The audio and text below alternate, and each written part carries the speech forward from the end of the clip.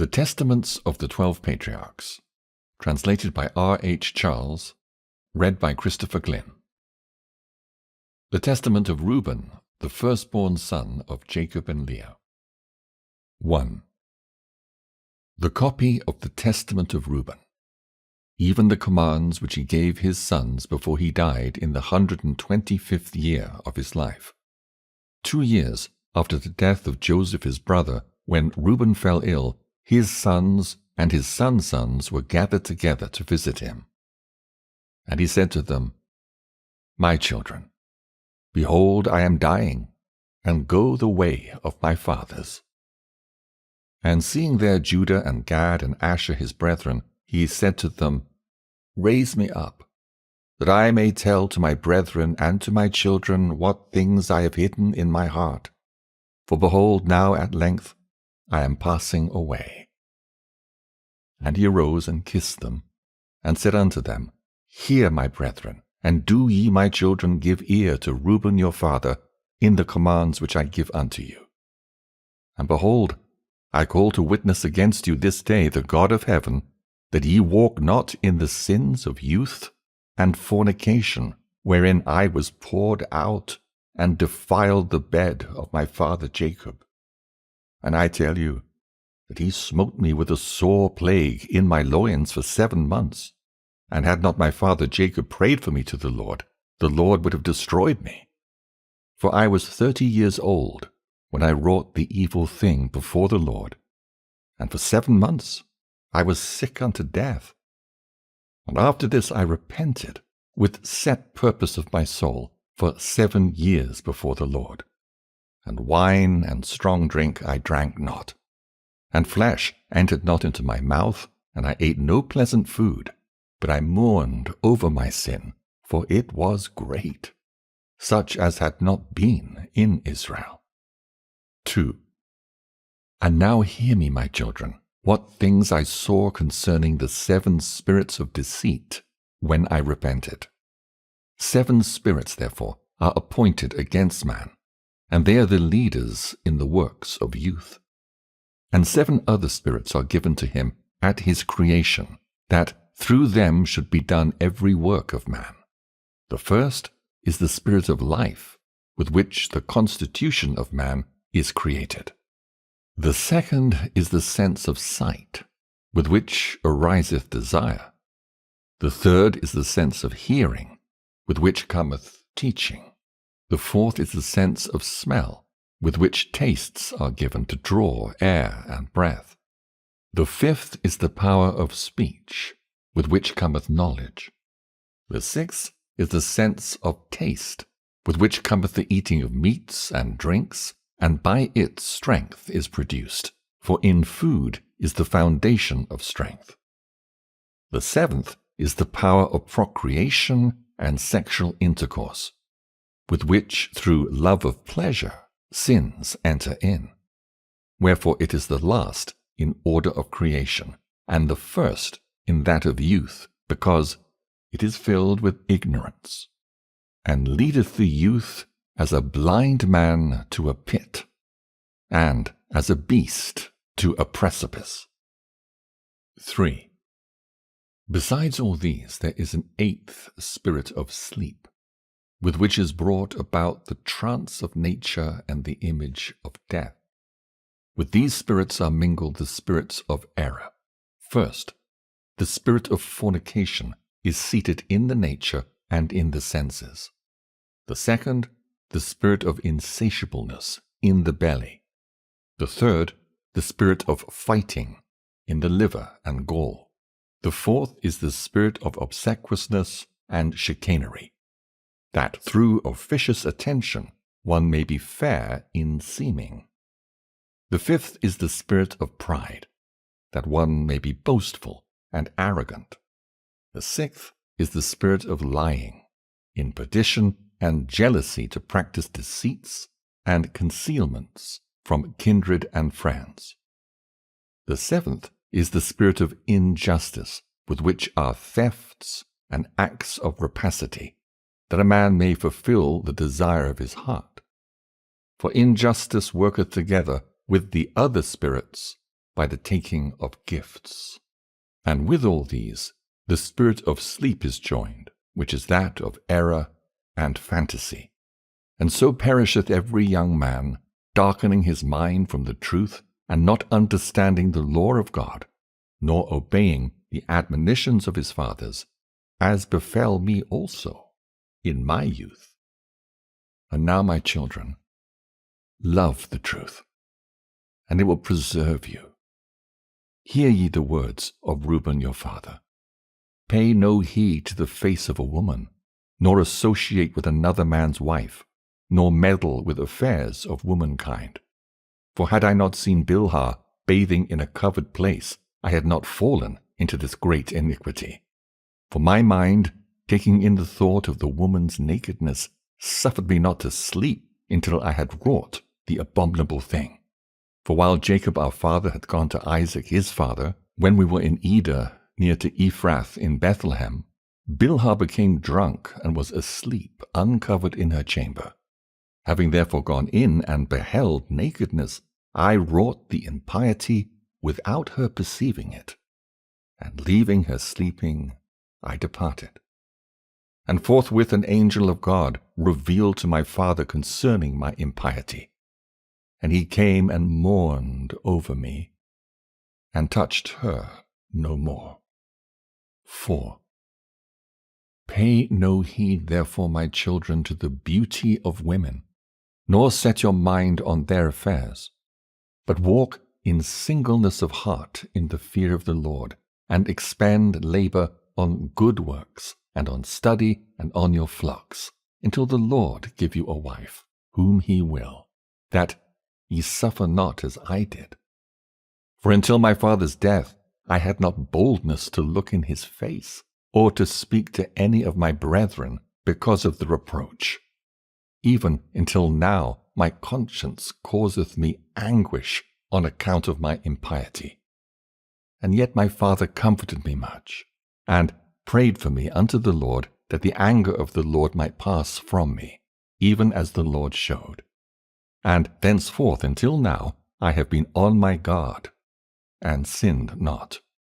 Therefore, my children, I say unto you, observe all things whatsoever I command you, and ye shall not sin. For a pit unto the soul is the sin of fornication, separating it from God, and bringing it near to idols, because it deceiveth the mind and understanding, and leadeth young men into Hades before their time. For many hath fornication destroyed, because though a man be old, or noble, or rich, or poor, he bringeth reproach upon himself with the sons of men, and derision with Belial. For ye heard regarding Joseph how he guarded himself from a woman, and purged his thoughts from all fornication, and found favor in the sight of God and men. For the Egyptian woman did many things unto him, and summoned magicians, and offered him love potions, but the purpose of his soul admitted no evil desire. Therefore the God of your fathers delivered him from every evil and hidden death. For if fornication overcomes not your mind, neither can Belial overcome you. 5.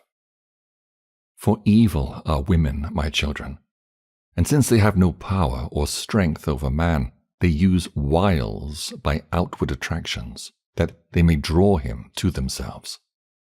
And whom they cannot bewitch by outward attractions, him they overcome by craft.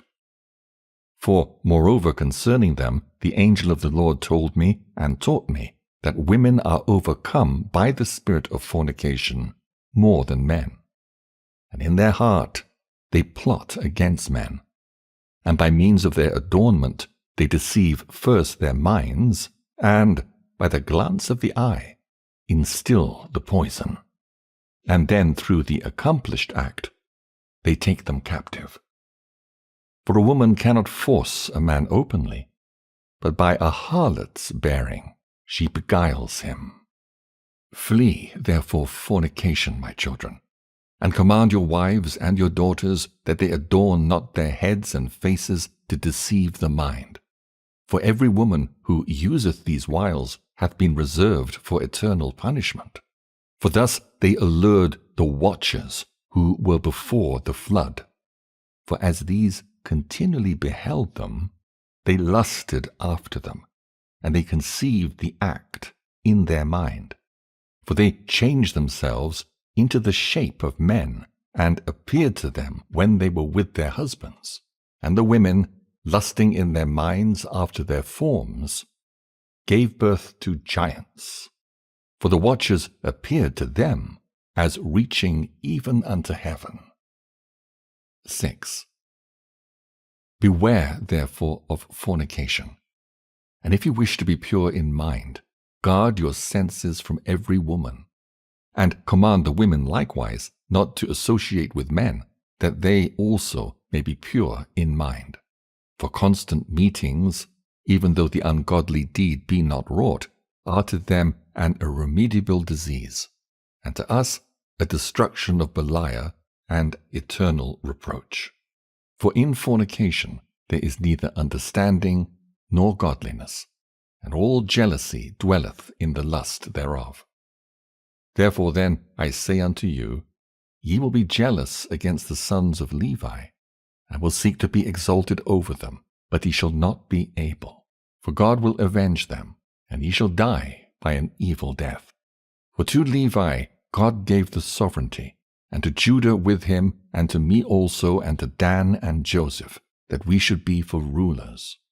Therefore I command you to hearken to Levi, because he shall know the law of the Lord, and shall give ordinances for judgment, and shall sacrifice for all Israel, until the consummation of the times, as the anointed high priest, of whom the Lord spake. I adjure you by the God of heaven to do truth, each one to his neighbor, and to entertain love, each one for his brother. And draw ye near to Levi in humbleness of heart, that he may receive a blessing from his mouth. For he shall bless Israel and Judah, because him hath the Lord chosen to be king over all the nation. And bow down before his seed, for on our behalf it will die in wars, visible and invisible, and will be among you an eternal king. 7. And Reuben died, having given these commands to his sons. And they placed him in a coffin until they carried him up from Egypt and buried him in Hebron, in the cave where his father was. The Testament of Simeon, the second of Jacob and Leah. 1. The copy of the words of Simeon, the things which he spake to his sons before he died, in the 120th year of his life, at which time Joseph his brother died. For when Simeon was sick, his sons came to visit him, and he strengthened himself, and sat up, and kissed them, and said, 2. Hearken, my children, to Simeon your father, and I will declare unto you what things I have in my heart. I was born of Jacob as my father's second son, and my mother Leah called me Simeon, because the Lord had heard her prayer. Moreover, I became strong exceedingly. I shrank from no achievement, nor was I afraid of aught. For my heart was hard, and my liver was immovable, and my bowels without compassion. Because valor also has been given from the Most High to men in soul and body. For in the time of my youth I was jealous in many things of Joseph, because my father loved him beyond all. And I set my mind against him to destroy him, because the prince of deceit sent forth the spirit of jealousy and blinded my mind, so that I regarded him not as a brother, nor did I spare even Jacob my father. But his God and the God of his fathers sent forth his angel and delivered him out of my hands. For when I went to Shechem to bring ointment for the flocks, and Reuben to Dothan, where were our necessaries and all our stores, Judah my brother sold him to the Ishmaelites. And when Reuben heard these things, he was grieved, for he wished to restore him to his father. But on hearing this, I was exceedingly wroth against Judah, in that he let him go away alive. And for 5 months I continued wrathful against him. But the Lord restrained me, and withheld from me the power of my hands. For my right hand was half withered for 7 days. And I knew, my children, that because of Joseph this had befallen me. And I repented and wept, and I besought the Lord God that my hand might be restored, and that I might hold aloof from all pollution and envy, and from all folly. For I knew that I had devised an evil thing before the Lord and Jacob my father, on account of Joseph my brother, in that I envied him. 3. And now, my children, hearken unto me, and beware of the spirit of deceit and envy. For envy ruleth over the whole mind of a man, and suffereth him neither to eat, nor to drink, nor to do any good thing. But it ever suggesteth to him to destroy him that he envieth. And so long as he that is envied flourisheth, he that envieth fadeth away. 2 years, therefore, I afflicted my soul with fasting in the fear of the Lord. And I learned that deliverance from envy cometh by the fear of God. For if a man flee to the Lord, the evil spirit runneth away from him, and his mind is lightened. And henceforth he sympathizeth with him whom he envied, and forgiveth those who are hostile to him, and so ceaseth from envy. 4. And my father asked concerning me, because he saw that I was sad. And I said unto him, I am pained in my liver, for I mourned more than they all, because I was guilty of the selling of Joseph. And when we went down into Egypt, and he bound me as a spy, I knew that I was suffering justly, and I grieved not. Now Joseph was a good man, and had the Spirit of God within him. Being compassionate and pitiful, he bore no malice against me, but loved me even as the rest of his brethren.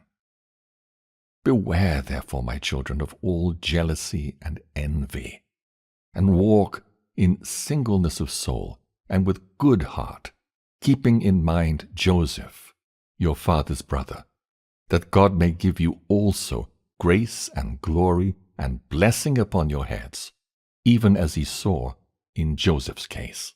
All his days he reproached us not concerning this thing, but loved us as his own soul, and beyond his own sons glorified us, and gave us riches and cattle and fruits.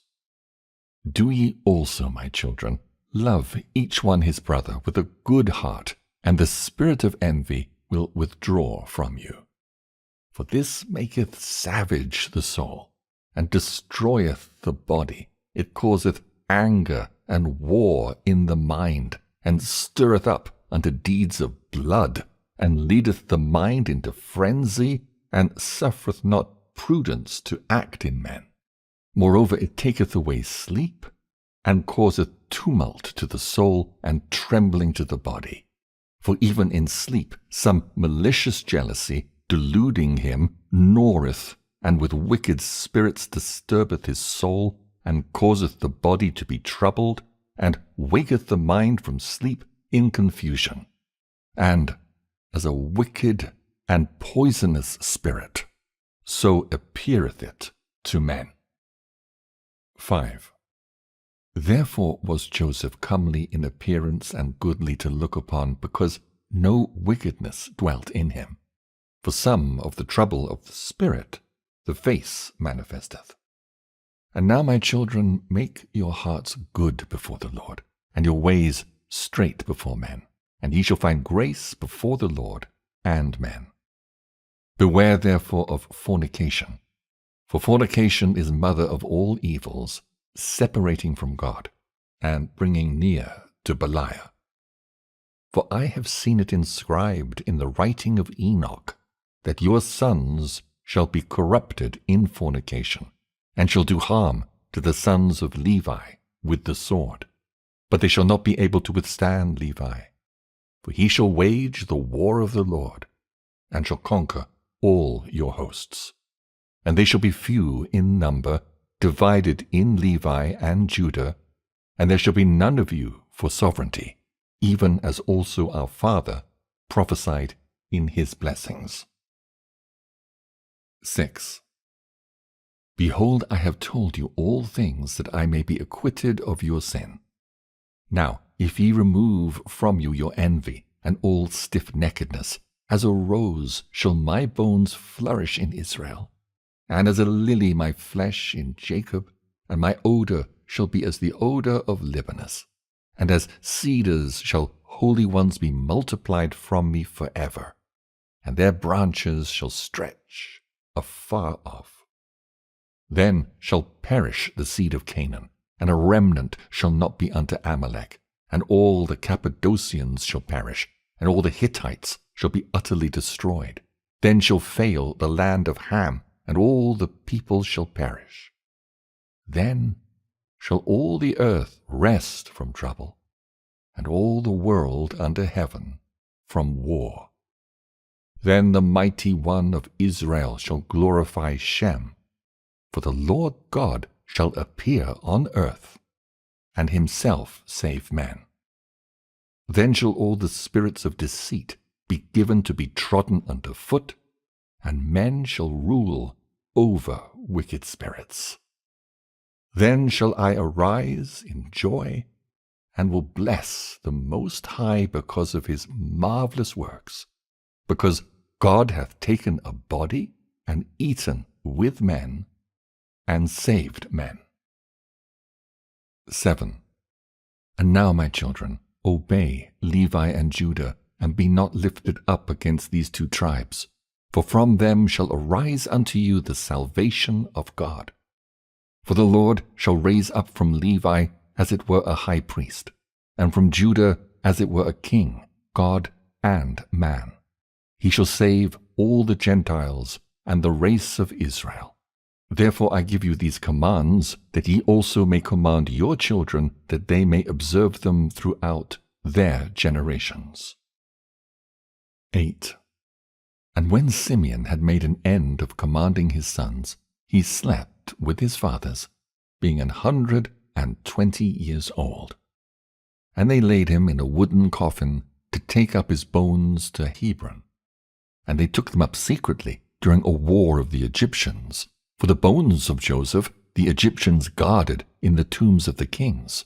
For the sorcerers told them that on the departure of the bones of Joseph there should be throughout all the land darkness and gloom, and an exceeding great plague to the Egyptians, so that even with a lamp a man should not recognize his brother.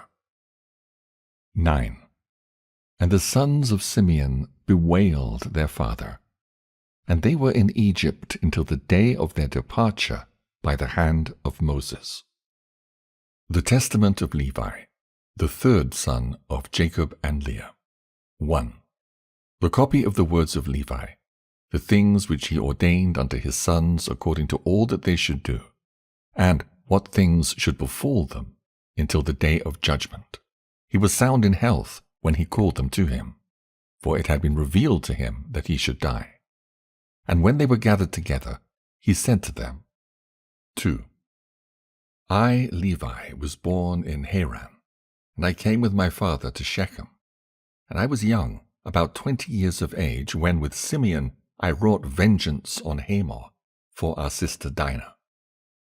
And when I was feeding the flocks in Abel Maul, the spirit of understanding of the Lord came upon me, and I saw all men corrupting their way, and that unrighteousness had built for itself walls, and lawlessness sat upon towers. And I was grieving for the race of the sons of men, and I prayed to the Lord that I might be saved. Then there fell upon me a sleep, and I beheld a high mountain, and I was upon it. And behold, the heavens were opened, and an angel of God said unto me, Levi, enter. And I entered from the first heaven, and I saw there a great sea hanging.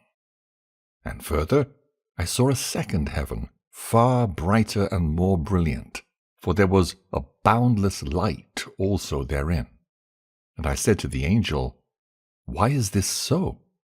And the angel said to me, Marvel not at this, for thou shalt see another heaven more brilliant and incomparable. And when thou hast ascended thither, thou shalt stand near the Lord, and shalt be his minister, and shall declare his mysteries to men, and shall proclaim concerning him that shall redeem Israel. And by thee and Judah shall the Lord appear among men, saving every race of men. And from the Lord's portion shall be thy life, and he shall be thy field and vineyard, and fruits, gold, and silver. 3. Hear therefore regarding the heavens which have been shown to thee. The lowest is for this cause gloomy unto thee, in that it beholds all the unrighteous deeds of men. And it has fire, snow, and ice made ready for the day of judgment, in the righteous judgment of God. For in it are all the spirits of the retributions for vengeance on men. And in the second are the hosts of the armies which are ordained for the day of judgment, to work vengeance on the spirits of deceit and of Belial. And above them are the holy ones. And in the highest of all dwelleth the great glory, far above all holiness.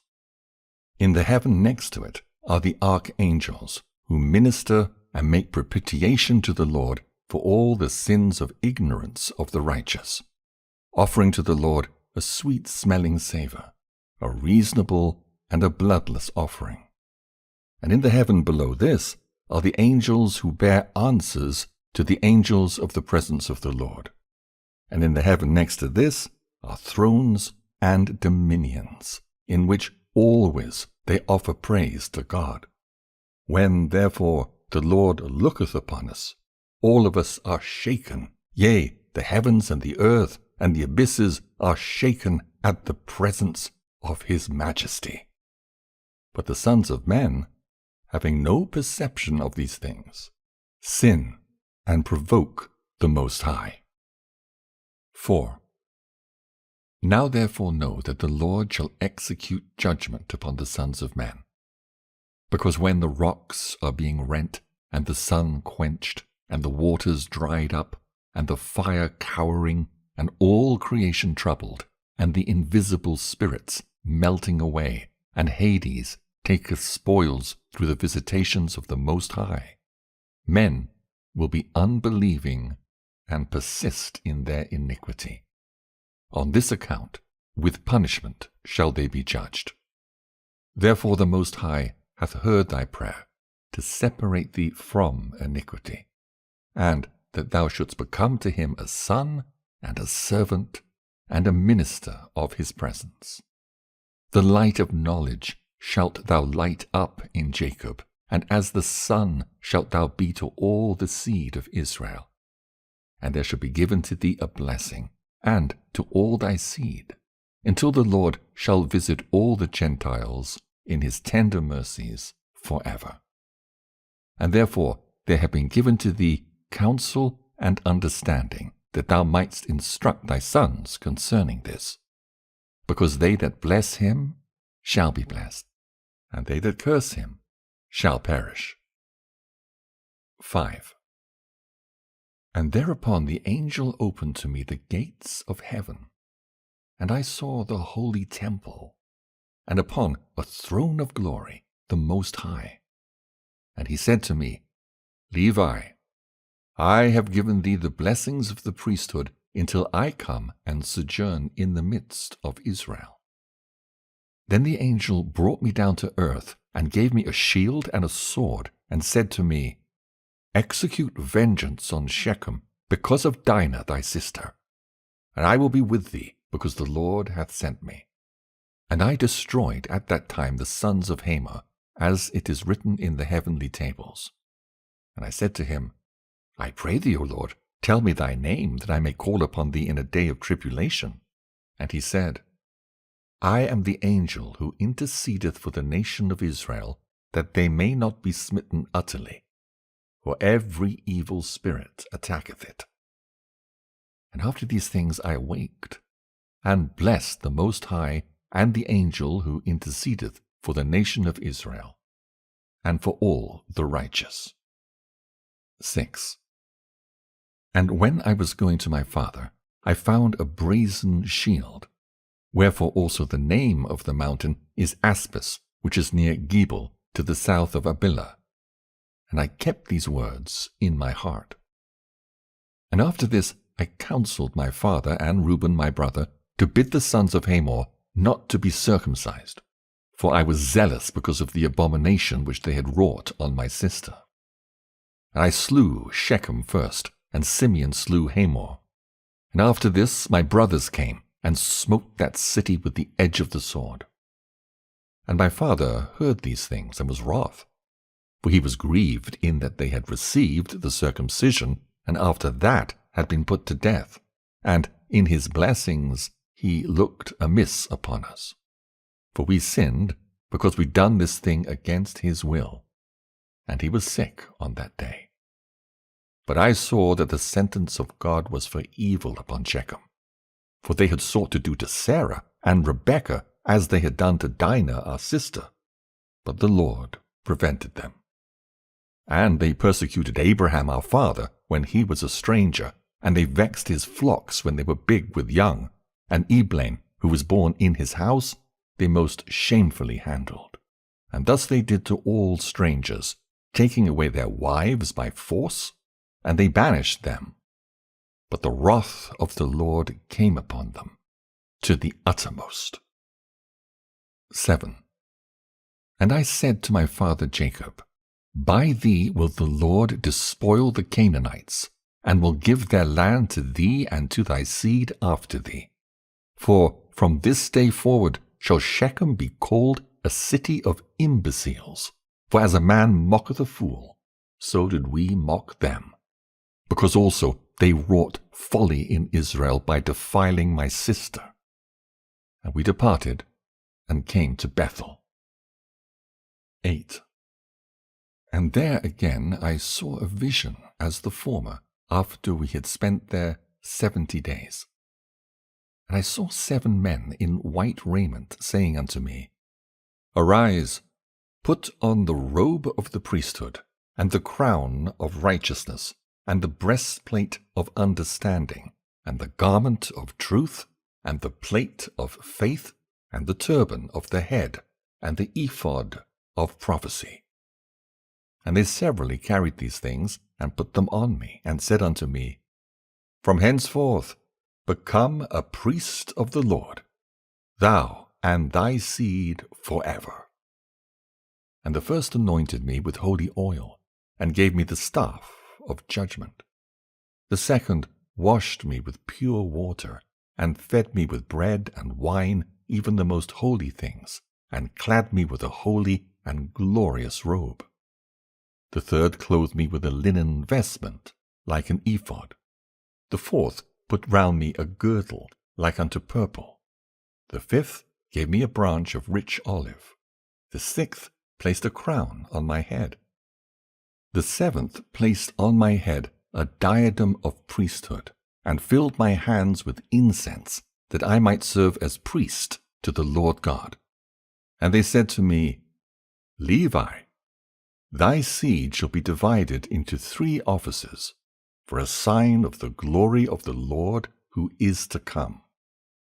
And the first portion shall be great, yea, greater than it shall none be. The second shall be in the priesthood.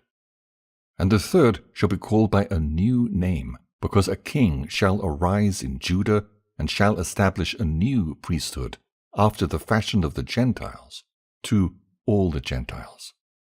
And his presence is beloved, as a prophet of the Most High, of the seed of Abraham our father.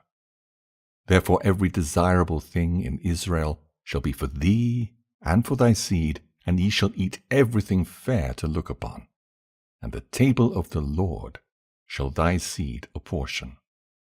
and some of them shall be high priests and judges and scribes, for by their mouth shall the holy place be guarded.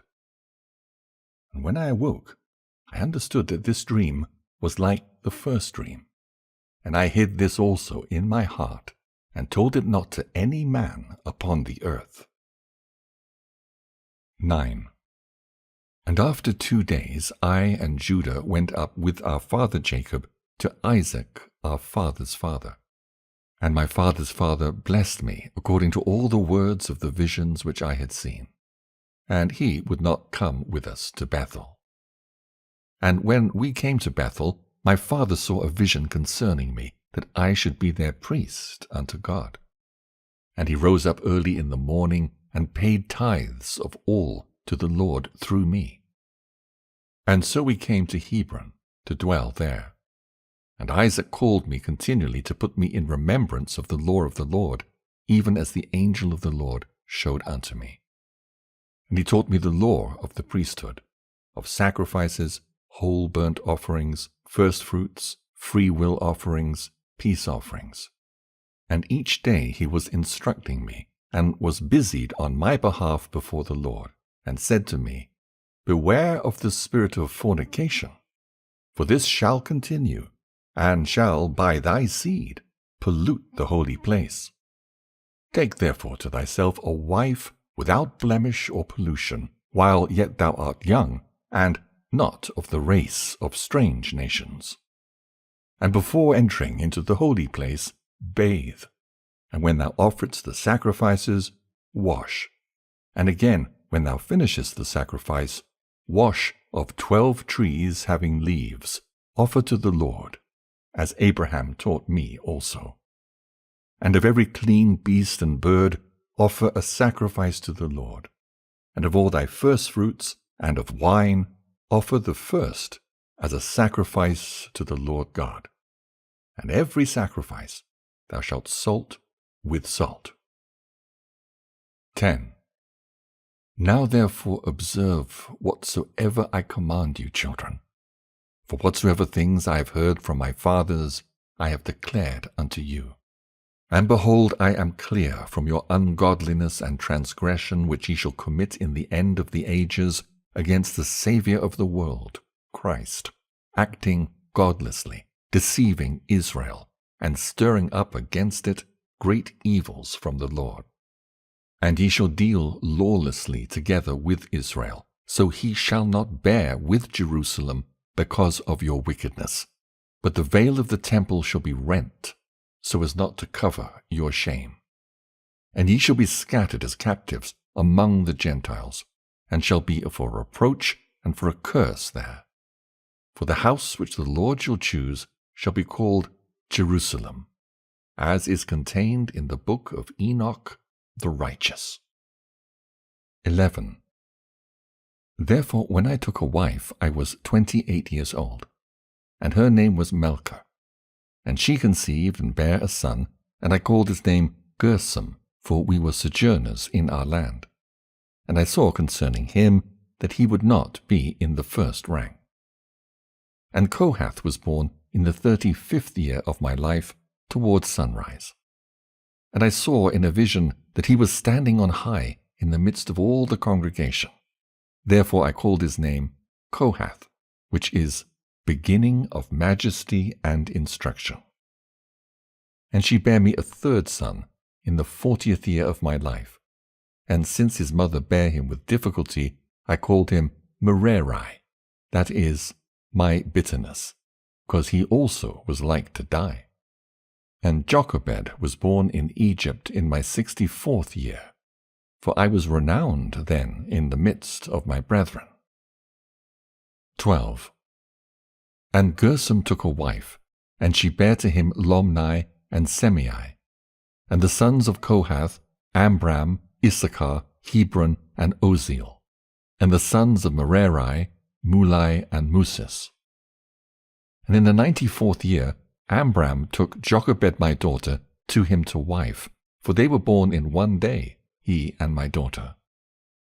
8 years old was I when I went into the land of Canaan, and 18 years when I slew Shechem, And at 19 years I became priest, and at 28 years I took a wife, and at 48 I went into Egypt. And behold, my children, ye are a third generation. In my 118th year Joseph died. 13. And now, my children, I command you, fear the Lord your God with your whole heart, and walk in simplicity according to all his law. And do ye also teach your children letters, that they may have understanding all their life, reading unceasingly the law of God. For every one that knoweth the law of the Lord shall be honored, and shall not be a stranger whithersoever he goeth. Yea, many friends shall he gain more than his parents, and many men shall desire to serve him and to hear the law from his mouth. Work righteousness, therefore, my children, upon the earth, that ye may have it as a treasure in heaven. And sow good things in your souls, that ye may find them in your life. But if ye sow evil things, ye shall reap every trouble and affliction. Get wisdom in the fear of God with diligence. For though there be a leading into captivity, and cities and lands be destroyed, and gold and silver, and every possession perish, the wisdom of the wise naught can take away, save the blindness of ungodliness, and the callousness that comes of sin. For if one keep oneself from these evil things, then even among his enemies shall wisdom be a glory to him, and in a strange country a fatherland, and in the midst of foes shall prove a friend. Whosoever teaches noble things and does them shall be enthroned with kings, as was also Joseph, my brother. 14. Therefore, my children, I have learned that at the end of the ages ye will transgress against the Lord, stretching out hands to wickedness against him, and to all the Gentiles shall ye become a scorn. For our father Israel is pure from the transgressions of the chief priests, who shall lay their hands upon the Saviour of the world. For as the heaven is purer in the Lord's sight than the earth, so also be ye, the lights of Israel, purer than all the Gentiles. But if ye be darkened through transgressions, what therefore will all the Gentiles do, living in blindness? Yea, ye shall bring a curse upon our race, because the light of the law, which was given for to lighten every man, this ye desire to destroy by teaching commandments contrary to the ordinances of God. The offerings of the Lord ye shall rob, and from his portion shall ye steal choice portions, eating them contemptuously with harlots. And out of covetousness ye shall teach the commandments of the Lord. Wedded women shall ye pollute, and the virgins of Jerusalem shall ye defile, and with harlots and adulteresses shall ye be joined. And the daughters of the Gentiles shall ye take to wife, purifying them with an unlawful purification. And your union shall be like unto Sodom and Gomorrah. And ye shall be puffed up because of your priesthood, lifting yourselves up against men, and not only so, but also against the commands of God. For ye shall contemn the holy things with jests and laughter. 15. Therefore the temple which the Lord shall choose shall be laid waste through your uncleanness, and ye shall be captives throughout all nations. And ye shall be an abomination unto them, and ye shall receive reproach and everlasting shame from the righteous judgment of God. And all who hate you shall rejoice at your destruction. And if you were not to receive mercy through Abraham, Isaac, and Jacob our fathers, not one of our seed should be left upon the earth. 16. And now I have learned that for 70 weeks ye shall go astray, and profane the priesthood and pollute the sacrifices. And ye shall make void the law, and set at naught the words of the prophets by evil perverseness. And ye shall persecute righteous men, and hate the godly, the words of the faithful shall ye abhor. And a man who reneweth the law in the power of the Most High ye shall call a deceiver. And at last ye shall rush upon him to slay him, not knowing his dignity, taking innocent blood through wickedness upon your heads. And your holy places shall be laid waste, even to the ground, because of him. And ye shall have no place that is clean, but ye shall be among the Gentiles a curse and a dispersion, until he shall again visit you, and in pity shall receive you through faith and water. 17. And whereas ye have heard concerning the 70 weeks, hear also concerning the priesthood. For in each jubilee there shall be a priesthood, and in the first jubilee the first who is anointed to the priesthood shall be great, and shall speak to God as to a father. And his priesthood shall be perfect with the Lord, and in the day of his gladness shall he arise for the salvation of the world. In the second jubilee, he that is anointed shall be conceived in the sorrow of beloved ones, and his priesthood shall be honored, and shall be glorified by all. And the third priest shall be taken hold of by sorrow, and the fourth shall be in pain, because unrighteousness shall gather itself against him exceedingly, and all Israel shall hate each one his neighbor. And the fifth shall be taken hold of by darkness. Likewise also the sixth and the seventh. And in the seventh shall be such pollution as I cannot express before men, for they shall know it who do these things. Therefore shall they be taken captive and become a prey, and their land and their substance shall be destroyed. And in the 5th week they shall return to their desolate country, and shall renew the house of the Lord. And in the 7th week shall become priests who are idolaters, adulterers, lovers of money, proud, lawless, lascivious, abusers of children, and beasts. 18. And after their punishment shall have come from the Lord, the priesthood shall fail. Then shall the Lord raise up a new priest, and to him all the words of the Lord shall be revealed. And he shall execute a righteous judgment upon the earth for a multitude of days. And his star shall arise in heaven as of a king, lighting up the light of knowledge as the sun the day, and he shall be magnified in the world. He shall shine forth as the sun upon the earth, and shall remove all darkness from under heavens. And there will be peace in all the earth. The heavens shall exult in his days, and the earth shall be glad, and the clouds shall rejoice, and the knowledge of the Lord shall be poured forth upon the earth as the water of the seas. And the angels of the glory of the presence of the Lord shall be glad in him. The heavens shall be opened, and from the temple of glory shall come upon him sanctification with the Father's voice, as from Abraham to Isaac. And the glory of the Most High shall be uttered over him, and the spirit of understanding and sanctification shall rest upon him in the water. For he shall give the majesty of the Lord to his sons in truth for evermore, and there shall none succeed him for all generations forever. And in his priesthood the Gentiles shall be multiplied in knowledge upon the earth, and enlightened through the grace of the Lord. In his priesthood shall sin come to an end, and the lawless shall cease to do evil, and the just shall rest in him. And he shall open the gates of paradise, and shall remove the threatening sword against Adam.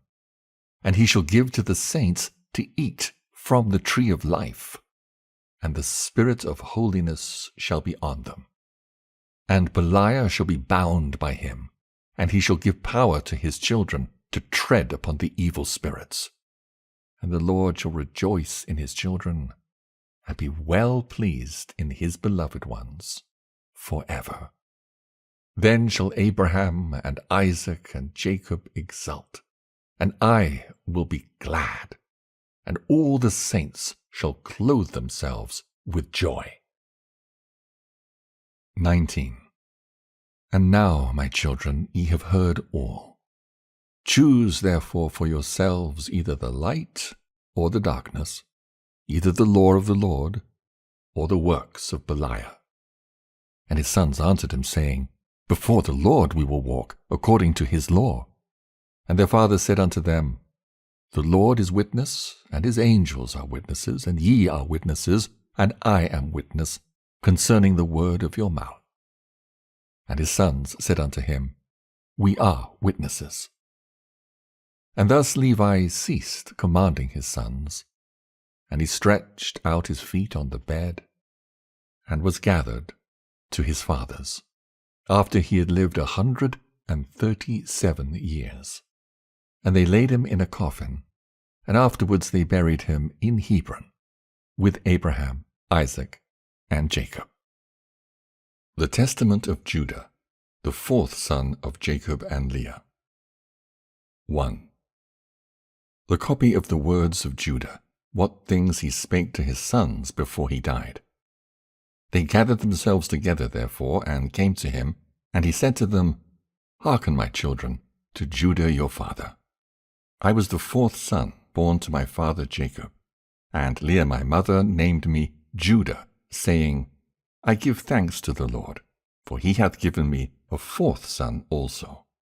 I was swift in my youth, and obedient to my father in everything. And I honored my mother and my mother's sister. And it came to pass, when I became a man, that my father blessed me, saying, Thou shalt be a king, prospering in all things.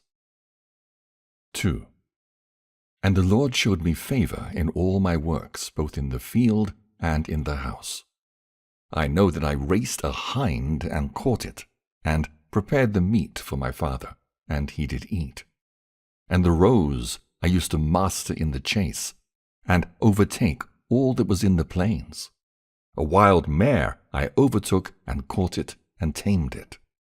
I slew a lion and plucked a kid out of its mouth. I took a bear by its paw and hurled it down the cliff, and it was crushed. I outran the wild boar, and seizing it as I ran, I tore it in sunder. A leopard in Hebron leaped upon my dog, and I caught it by the tail and hurled it on the rocks, and it was broken in twain. I found a wild ox feeding in the fields, and seizing it by the horns, and whirling it round and stunning it, I cast it from me, and slew it. 3. And when the 2 kings of the Canaanites came sheathed in armor against our flocks, and much people with them, single-handed I rushed upon the king of Hazor, and smote him on the greaves, and dragged him down, and so I slew him. And the other, the king of Tappuah, as he sat upon his horse I slew, and so I scattered all his people. Achor, the king, a man of giant stature, I found, hurling javelins before and behind as he sat on horseback.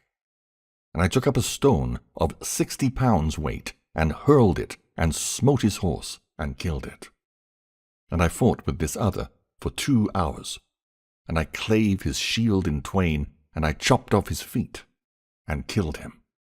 And as I was stripping off his breastplate, behold, 9 men his companions began to fight with me. And I wound my garment on my hand, and I slung stones at them, and killed 4 of them. And the rest fled. And Jacob my father slew Belasath, king of all the kings, a giant in strength, 12 cubits high. And fear fell upon them, and they ceased warring against us. Therefore my father was free from anxiety in the wars when I was with my brethren. For he saw in a vision concerning me that an angel of might followed me everywhere, that I should not be overcome. 4. And in the south there came upon us a greater war than that in Shechem, and I joined in battle array with my brethren, and pursued 1,000 men, and slew of them 200 men, and 4 kings. And I went up upon the wall, and I slew 4 mighty men. And so we captured Hazor, and took all the spoil. 5. On the next day we departed to Araton, a city strong and walled and inaccessible, threatening us with death. But I and Gad approached on the east side of the city, and Reuben and Levi on the west. And they that were upon the wall, thinking that we were alone, were drawn down against us. And so my brothers secretly climbed up the wall on both sides by stakes, and entered the city, while the men knew it not. And we took it with the edge of the sword. And as for those who had taken refuge in the tower, we set fire to the tower, and took both it and them. And as we were departing, the men of Tappuah set upon our spoil, and, delivering it up to our sons, we fought with them as far as Tappuah. And we slew them, and burnt their city, and took as spoil all that was in it. 6. And when I was at the waters of Kozeba, the men of Jobel came against us to battle, and we fought with them and routed them. And their allies from Shiloh we slew, and we did not leave them power to come in against us. And the men of Machir came upon us the 5th day to seize our spoil, and we attacked them and overcame them in fierce battle. For there was a host of mighty men amongst them, and we slew them before they'd gone up the ascent. And when we came to their city, their women rolled upon us stones from the brow of the hill on which the city stood. And I and Simeon hid ourselves behind the town, and seized upon the heights, and destroyed this city also. 7. And the next day it was told us that the king of the city of Gaash with a mighty host was coming against us. I therefore and Dan feigned ourselves to be Amorites, and as allies went into their city. And in the depth of night our brethren came, and we opened to them the gates, and we destroyed all the men and their substance, and we took for a prey all that was theirs, and their 3 walls we cast down. And we drew near to Thamnah, where was all the substance of the hostile kings. Then, being insulted by them, I was therefore wroth, and rushed against them to the summit. And they kept slinging against me stones and darts.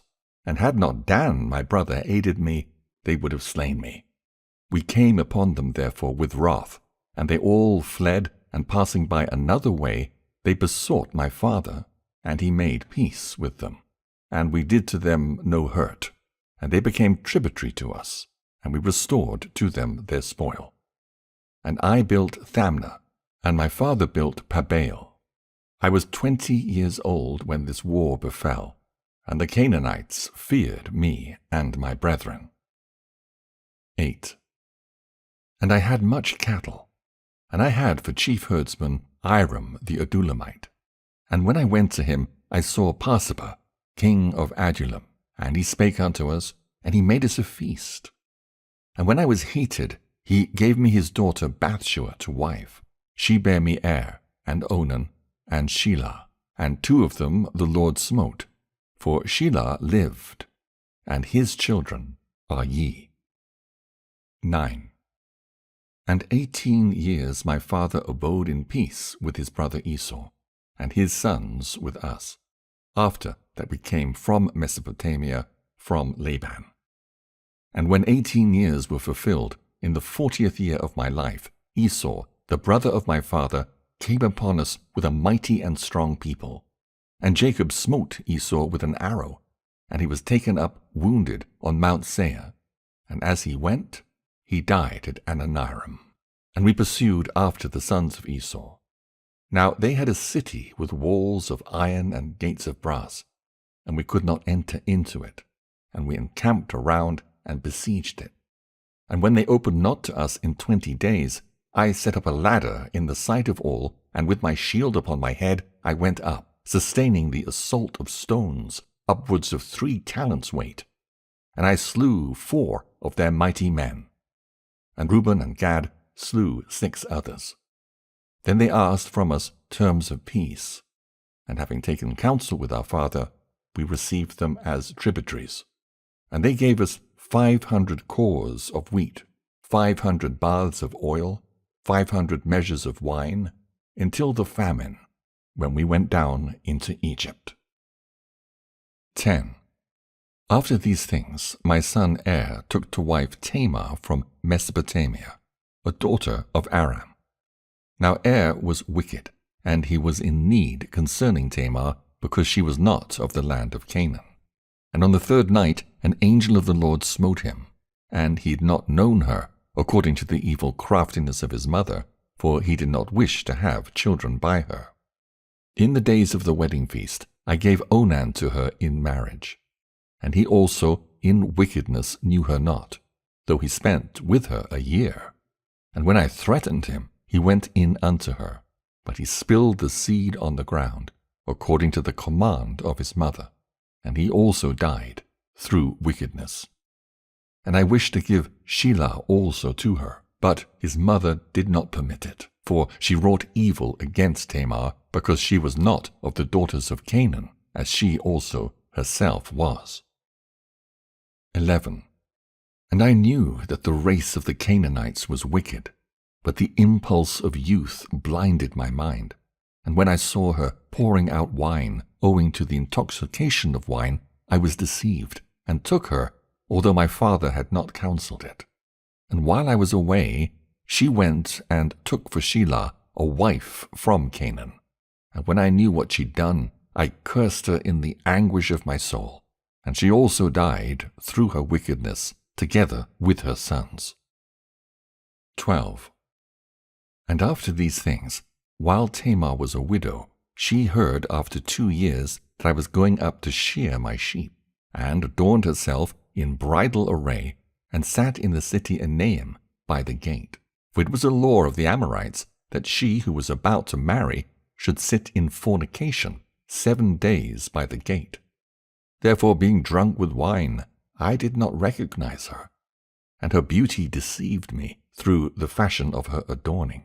And I turned aside to her and said, Let me go in with thee. And she said, What wilt thou give me? And I gave her my staff, and my girdle, and the diadem of my kingdom in pledge. And I went in unto her, and she conceived. And not knowing what I had done, I wished to slay her. But she privily sent my pledges, and put me to shame. And when I called her, I heard also the secret words which I spoke when lying with her in my drunkenness, and I could not slay her, because it was from the Lord. For I said, Less haply she did it in subtlety, having received the pledge from another woman. But I came not again near her while I lived, because I had done this abomination in all Israel. Moreover, they who were in the city said there was no harlot in the gate, because she came from another place and sat for a while in the gate, and I thought no one knew that I had gone in to her. And after this we came into Egypt to Joseph because of the famine.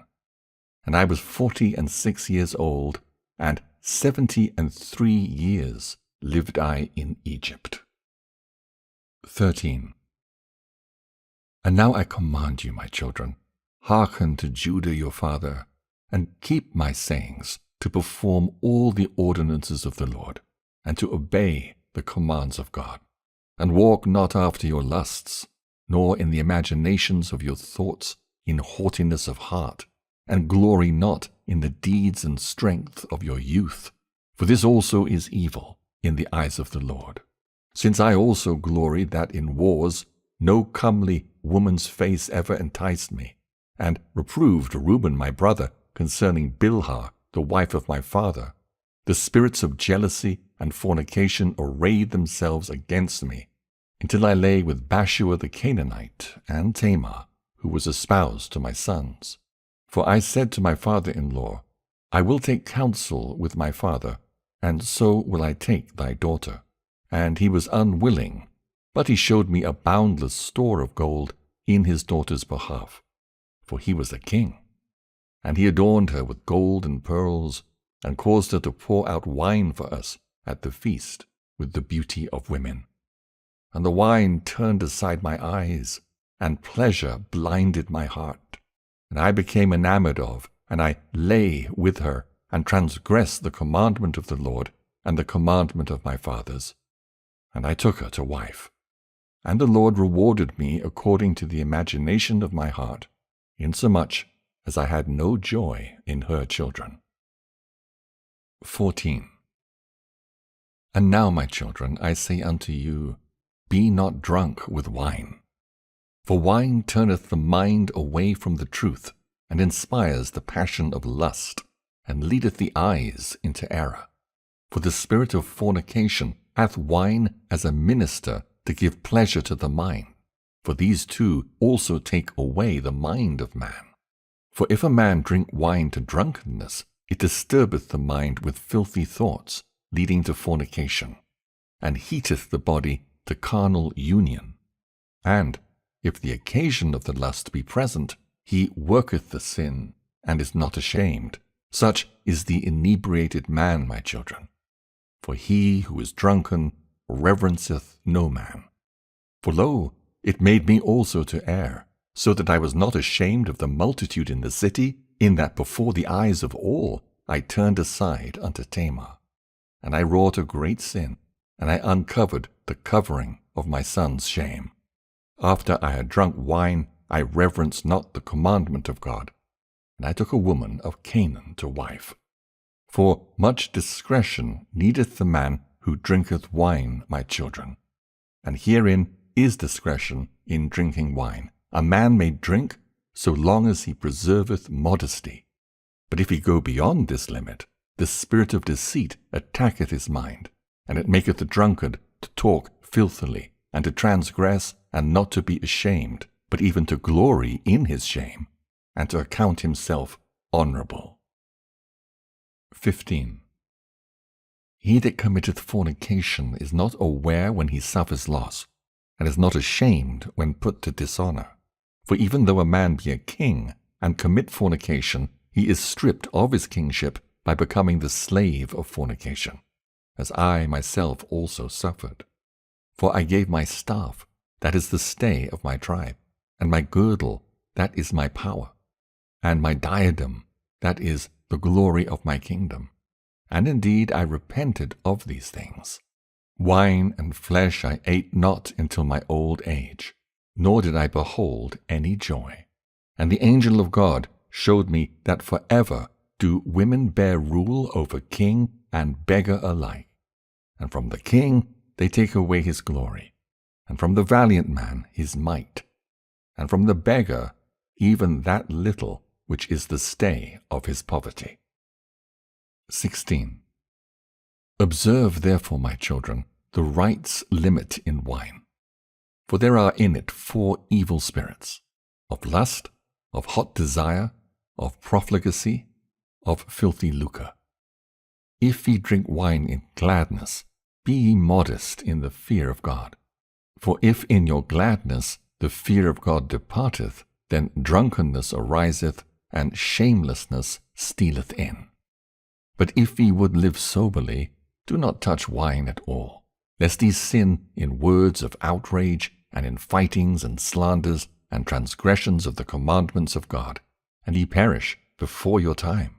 Moreover, wine revealeth the mysteries of God and men, even as I also revealed the commandments of God and the mysteries of Jacob my father to the Canaanitish woman Bathsheba, which God bade me not to reveal. And wine is a cause of both war and confusion. 17. And now I command you, my children, not to love money, nor to gaze upon the beauty of women, because for the sake of money and beauty I was led astray to Bathsheba the Canaanite. For I know that because of these 2 things shall my race fall into wickedness. For even wise men among my sons shall they mar, and shall cause the kingdom of Judah to be diminished, which the Lord gave me because of my obedience to my father. For I never caused grief to Jacob my father, for all things whatsoever he commanded, I did. And Isaac, the father of my father, blessed me to be king in Israel. And Jacob further blessed me in like manner. And I know that from me shall the kingdom be established. 18. And I know what evils ye will do in the last days. Beware therefore, my children, of fornication and the love of money, and hearken to Judah your father. For these things withdraw you from the law of God, and blind the inclination of the soul, and teach arrogance, and suffer not a man to have compassion upon his neighbor. They rob his soul of all goodness, and oppress him with toils and troubles, and drive away sleep from him, and devour his flesh. And he hindereth the sacrifices of God, and he remembereth not the blessing of God. He hearkeneth not to a prophet when he speaketh, and resenteth the words of godliness. For he is a slave of two contrary passions, and cannot obey God, because they have blinded his soul, and he walketh in the day as in the night. 19. My children, the love of money leadeth to idolatry, because when led astray through money, men name as gods those who are not gods, and it causeth him who hath it to fall into madness. For the sake of money I lost my children, and had not my repentance and my humiliation and the prayers of my father been accepted, I should have died childless. But the God of my fathers had mercy on me, because I did it in ignorance, and the prince of deceit blinded me. And I sinned as a man, and as flesh being corrupted through sins. And I learnt my own weakness, while thinking myself invincible. 20. Know therefore, my children, that two spirits wait upon man, the spirit of truth and the spirit of deceit. And in the midst is the spirit of understanding of the mind, to which it belongeth to turn whithersoever it will. And the works of truth and the works of deceit are written upon the hearts of men, and each one of them the Lord knoweth. And there is no time at which the works of men can be hid, for on the heart itself have they been written down before the Lord. And the Spirit of truth testifieth all things, and accuseth all. The sinner is burnt up by his own heart, and cannot raise his face to the judge. 21. And now, my children, I command you, love Levi, that ye may abide, and exalt not yourself against him, lest he be utterly destroyed. For to me the Lord gave the kingdom, and to him the priesthood, and he set the kingdom beneath the priesthood. To me he gave the things upon earth, and to him the things in the heavens. As the heaven is higher than the earth, so is the priesthood of God higher than the earthly kingdom, unless it falls away through sin from the Lord, and is dominated by the earthly kingdom. For the angel of the Lord said unto me, The Lord chose him rather than thee, to draw near to him, and to eat of his table, and to offer him the first fruits of the choice things of the sons of Israel. But thou shalt be king of Jacob, and thou shalt be amongst them as the sea. For as on the sea just and unjust are tossed about, some taken into captivity, while some are enriched, so also shall every race of men be in thee. Some shall be impoverished, being taken captive, and others grow rich by plundering the possessions of others. For the kings shall be as sea monsters. They shall swallow men like fishes. The sons and daughters of free men shall they enslave. Houses, lands, flocks, money shall they plunder. And with the flesh of many shall they wrongfully feed the ravens and the cranes. And they shall advance in evil, in covetousness uplifted. And there shall be false prophets like tempests, and they shall persecute all righteous men. 22.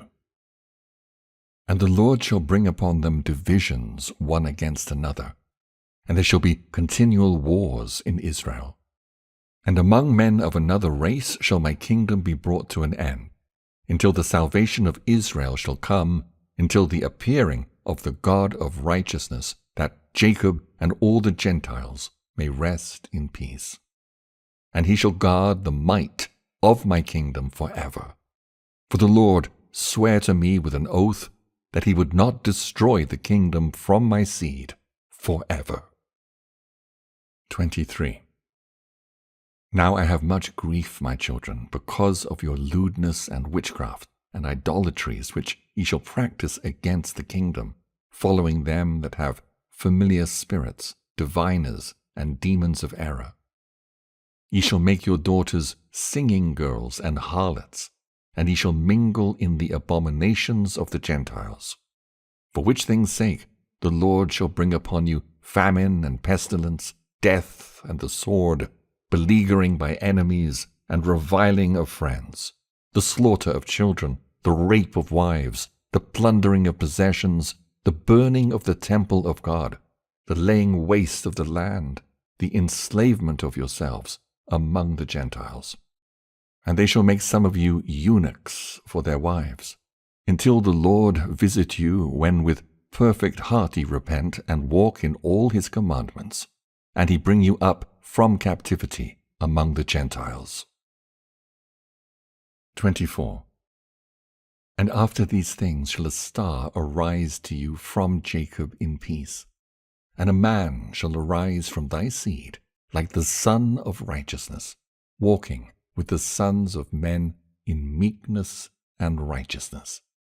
And no sin shall be found in him. And the heavens shall be open unto him, to pour out the Spirit, even the blessing of the Holy Father. And he shall pour out the Spirit of grace upon you. And ye shall be unto him sons in truth, and ye shall walk in his commandments, first and last, this branch of the Most High, and this fountain giving life unto all. Then shall the scepter of my kingdom shine forth, and from your root shall arise a stem, and from it shall grow a rod of righteousness to the Gentiles, to judge and to save all that call upon the Lord. 25. And after these things shall Abraham and Isaac and Jacob arise unto life, and I and my brethren shall be chiefs of the tribes of Israel. Levi first, I the second, Joseph third, Benjamin fourth, Simeon fifth, Issachar sixth, and so all in order. And the Lord blessed Levi, and the angel of the presence, me, the powers of glory, Simeon, the heaven, Reuben, the earth, Issachar, the sea, Zebulun, the mountains, Joseph, the tabernacle, Benjamin, the luminaries, Dan, Eden, Naphtali, the sun, Gad, the moon, Asher. And ye shall be the people of the Lord, and have one tongue. And there shall be no spirit of deceit, of Beliar, for he shall be cast into the fire forever. And they who have died in grief shall arise in joy, and they who were poor for the Lord's sake shall be made rich, and they who were put to death for the Lord's sake shall awake to life. And the hearts of Jacob shall run in joyfulness, and the eagles of Israel shall fly in gladness, and all the people shall glorify the Lord forever. 26. Observe therefore, my children, all the law of the Lord, for there is hope for all them who hold fast unto his ways. And he said to them, Behold, I die before your eyes this day, 119 years old. Let no one bury me in costly apparel, nor tear open my bowels, for this shall they who are kings do, and carry me up to Hebron with you. And Judah, when he'd said these things, fell asleep.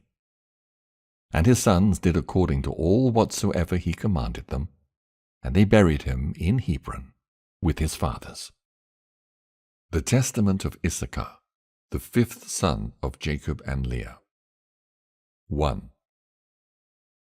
The copy of the words of Issachar. For he called his sons and said to them, Hearken, my children, to Issachar your father.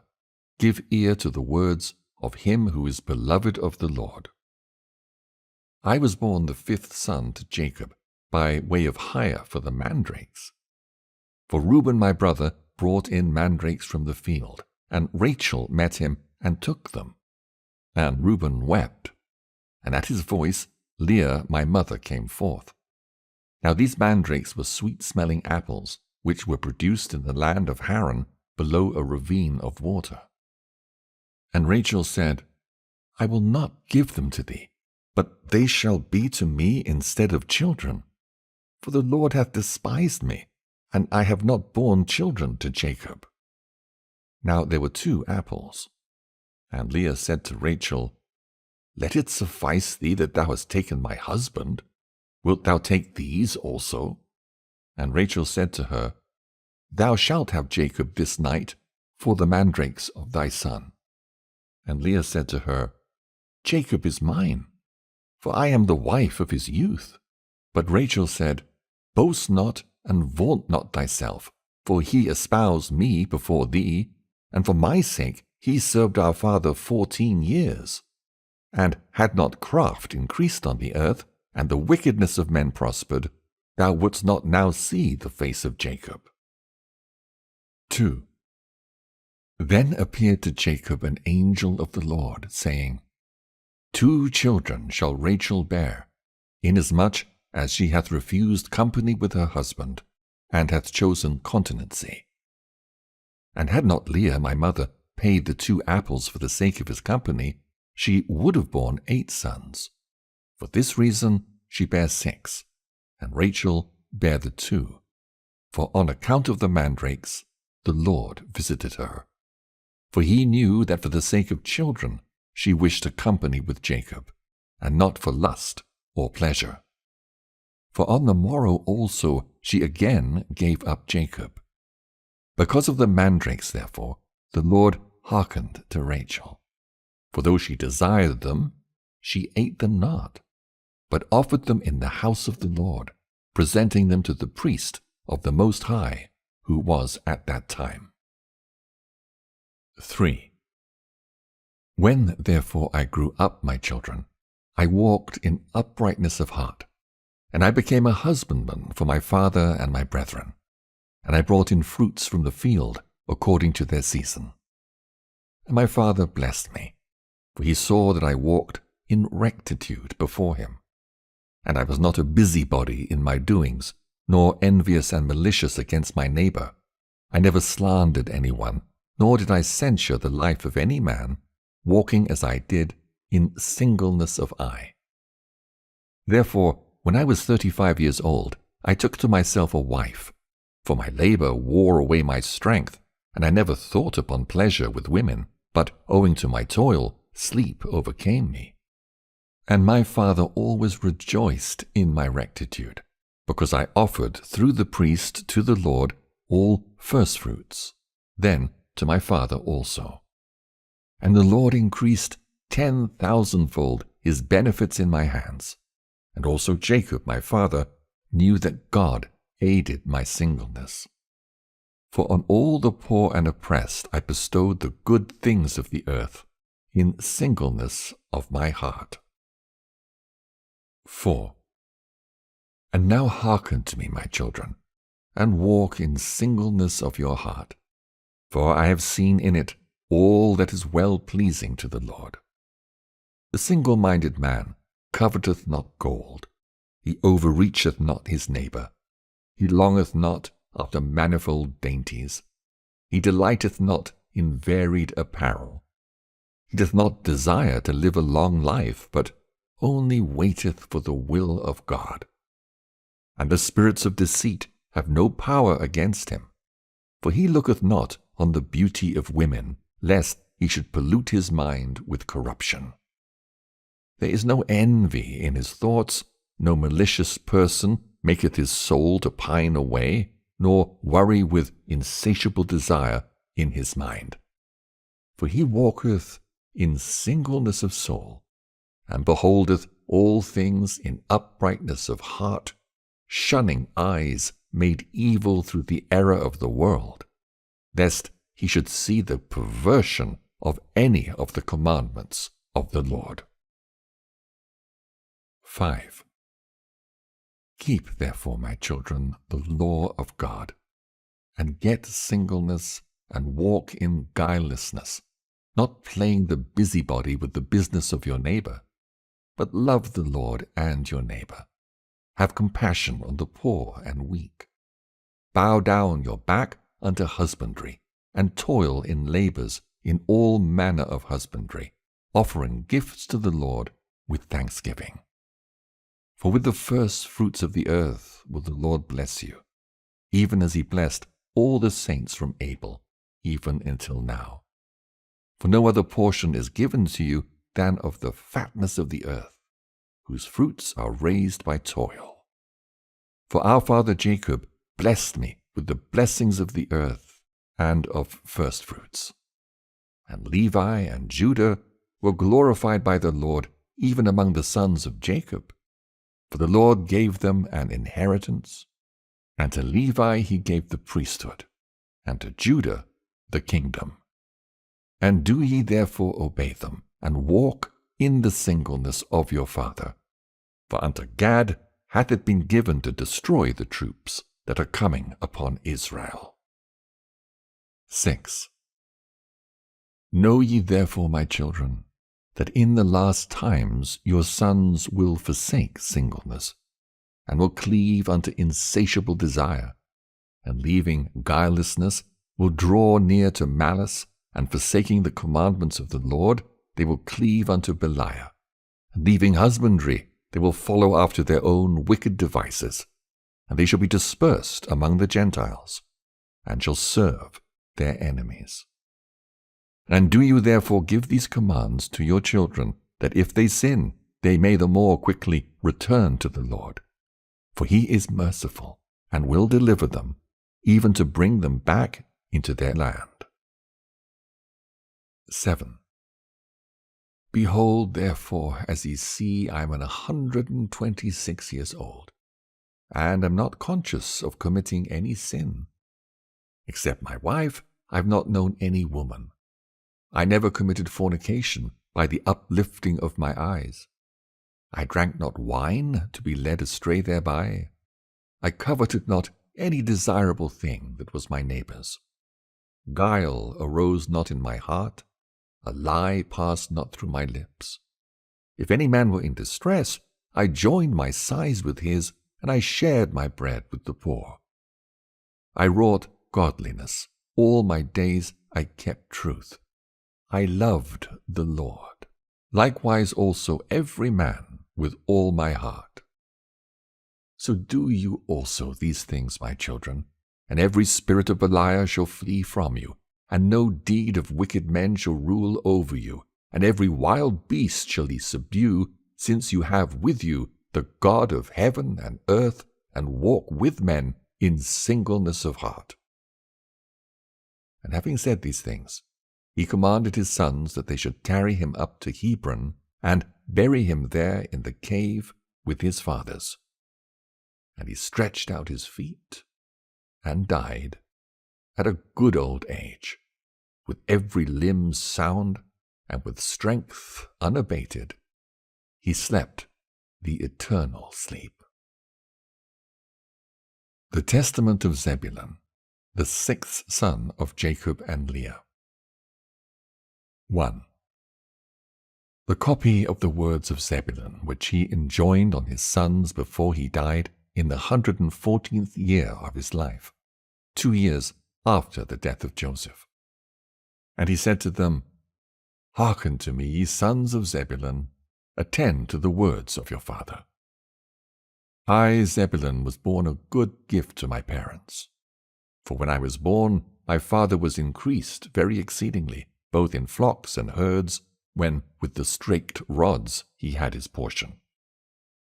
I am not conscious that I have sinned all my days, save in thought. Nor yet do I remember that I have done any iniquity, except the sin of ignorance which I committed against Joseph. For I covenanted with my brethren not to tell my father what had been done. But I wept in secret many days on account of Joseph. For I feared my brethren, because they had all agreed that if anyone should declare the secret, he should be slain. But when they wished to kill him, I adjured them much with tears not to be guilty of this sin. 2. For Simeon and Gad came out against Joseph to kill him. And he said unto them with tears, Pity me, my brethren, have mercy upon the bowels of Jacob our father. Lay not upon me your hands to shed innocent blood. for I have not sinned against you.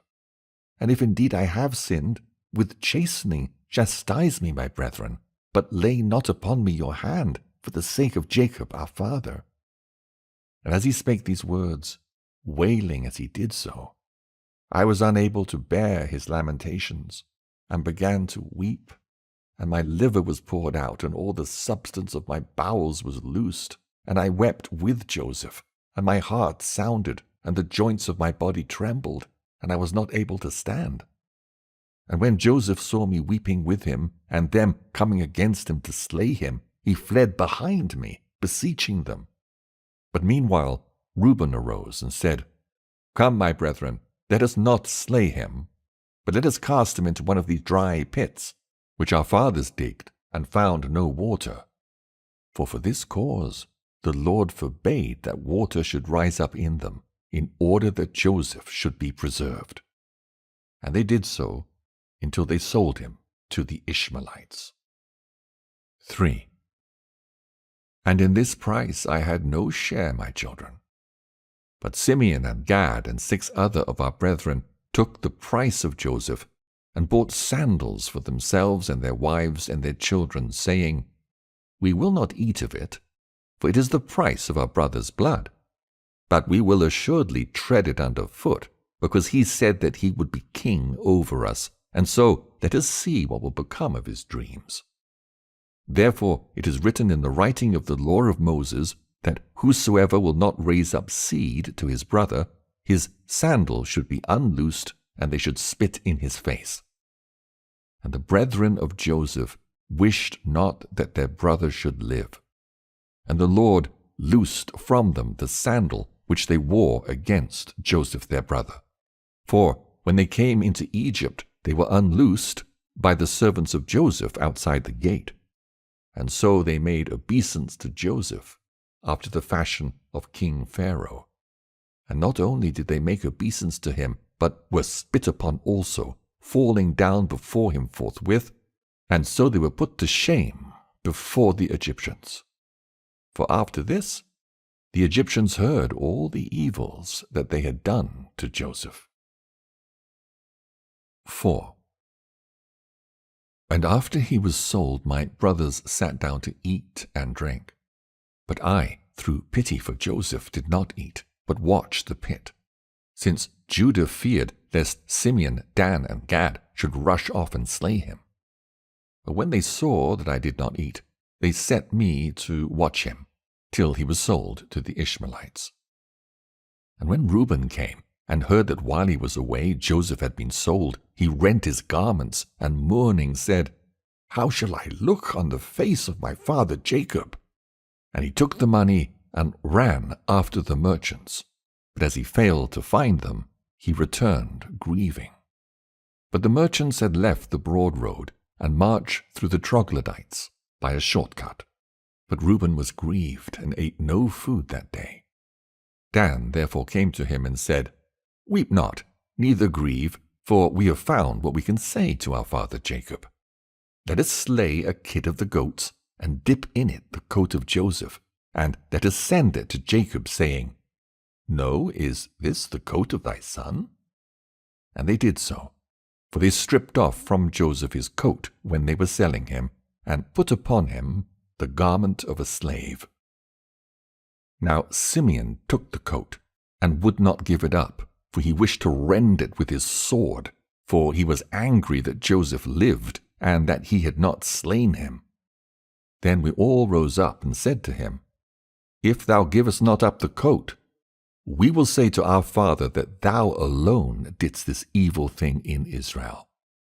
And so he gave it unto them, and they did even as Dan had said. 5. And now, my children, I bid you to keep the commands of the Lord, and to show mercy to your neighbors, and to have compassion towards all, not towards men only, but also towards beasts. For all this thing's sake the Lord blessed me. And when all my brethren were sick, I escaped without sickness, for the Lord knoweth the purposes of each. Have therefore compassion in your hearts, my children, because even as a man doeth to his neighbor, even so also would the Lord do to him. For the sons of my brethren were sickening and were dying on account of Joseph, because they showed not mercy in their hearts. But my sons were preserved without sickness, as ye know.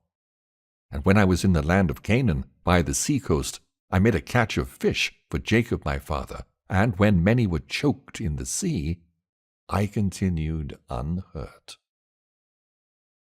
6. I was the first to make a boat to sail upon the sea, for the Lord gave me understanding and wisdom therein.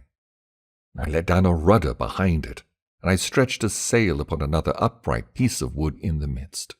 And I sailed therein along the shores, catching fish for the house of my father, until we came to Egypt. And through compassion I shared my catch with every stranger. And if a man were a stranger, or sick, or aged, I boiled the fish, and dressed them well, and offered them to all men, as every man had need, grieving with and having compassion upon them. Wherefore also the Lord satisfied me with abundance of fish when catching fish, for he that shareth with his neighbor receiveth manifold more from the Lord. For 5 years I caught fish, and gave thereof to every man whom I saw, and sufficed for all the house of my father. And in the summer I caught fish, and in the winter I kept sheep with my brethren. 7.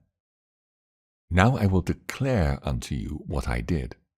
I saw a man in distress through nakedness in winter time, and had compassion upon him, and stole away a garment secretly from my father's house, and gave it to him who was in distress. Do you therefore, my children, from that which God bestoweth upon you, show compassion and mercy without hesitation to all men, and give to every man with a good heart. And if ye have not the wherewithal to give to him that needeth, have compassion for him in bowels of mercy. I know that my hand found not the wherewithal to give to him that needed, and I walked with him weeping for 7 furlongs, and my bowels yearned towards him in compassion. 8. Have therefore yourselves also, my children, compassion towards every man with mercy, that the Lord also may have compassion and mercy upon you. Because also in the last days God will send his compassion on the earth, and wheresoever he findeth bowels of mercy, he dwelleth in him. For in the degree in which man hath compassion upon his neighbours, in the same degree hath the Lord also upon him.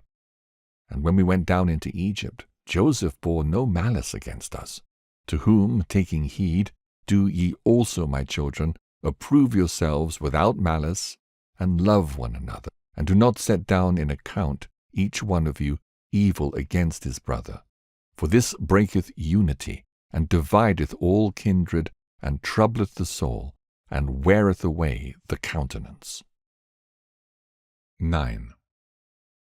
Observe therefore the waters, and know when they flow together, they sweep along stones, trees, earth, and other things. But if they are divided into many streams, the earth swalloweth them up, and they vanish away. So shall ye also be, if ye be divided. Be not ye therefore divided into 2 heads. For everything which the Lord made hath but one head, and 2 shoulders, 2 hands, 2 feet, and all the remaining members.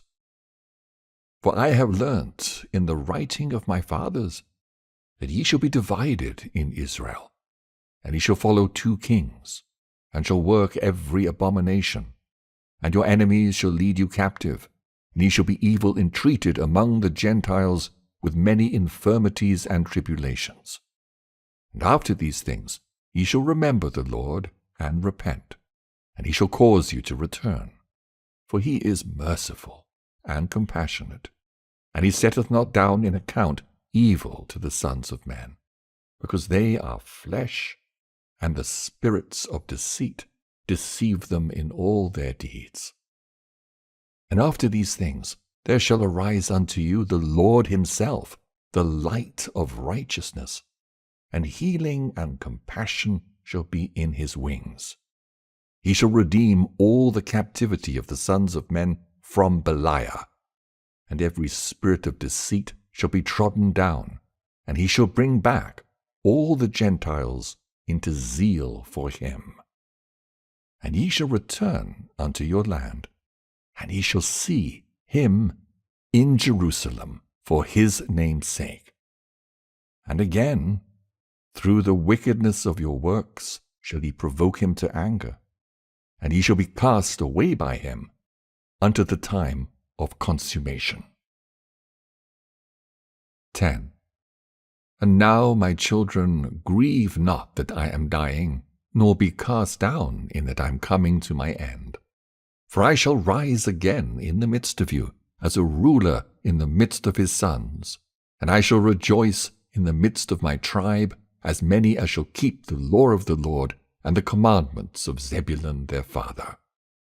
But upon the ungodly shall the Lord bring eternal fire, and destroy them throughout all generations.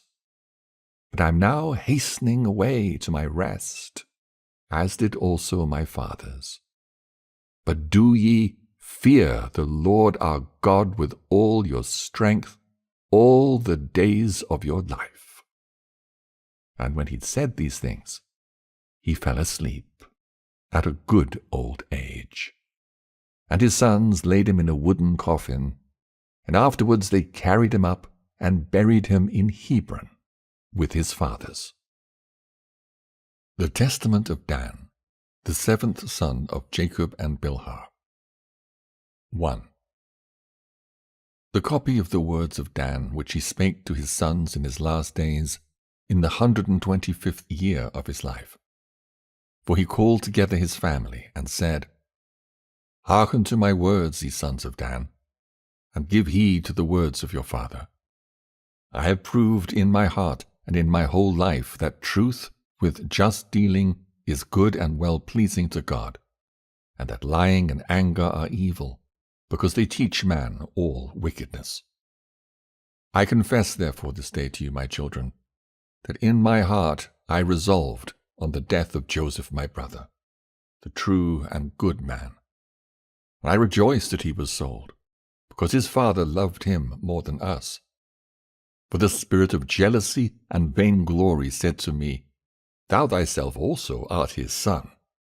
And one of the spirits of Beliar stirred me up, saying, Take this sword, and with it slay Joseph. So shall thy father love thee when he is dead. Now this is the spirit of anger that persuaded me to crush Joseph as a leopard crusheth a kid.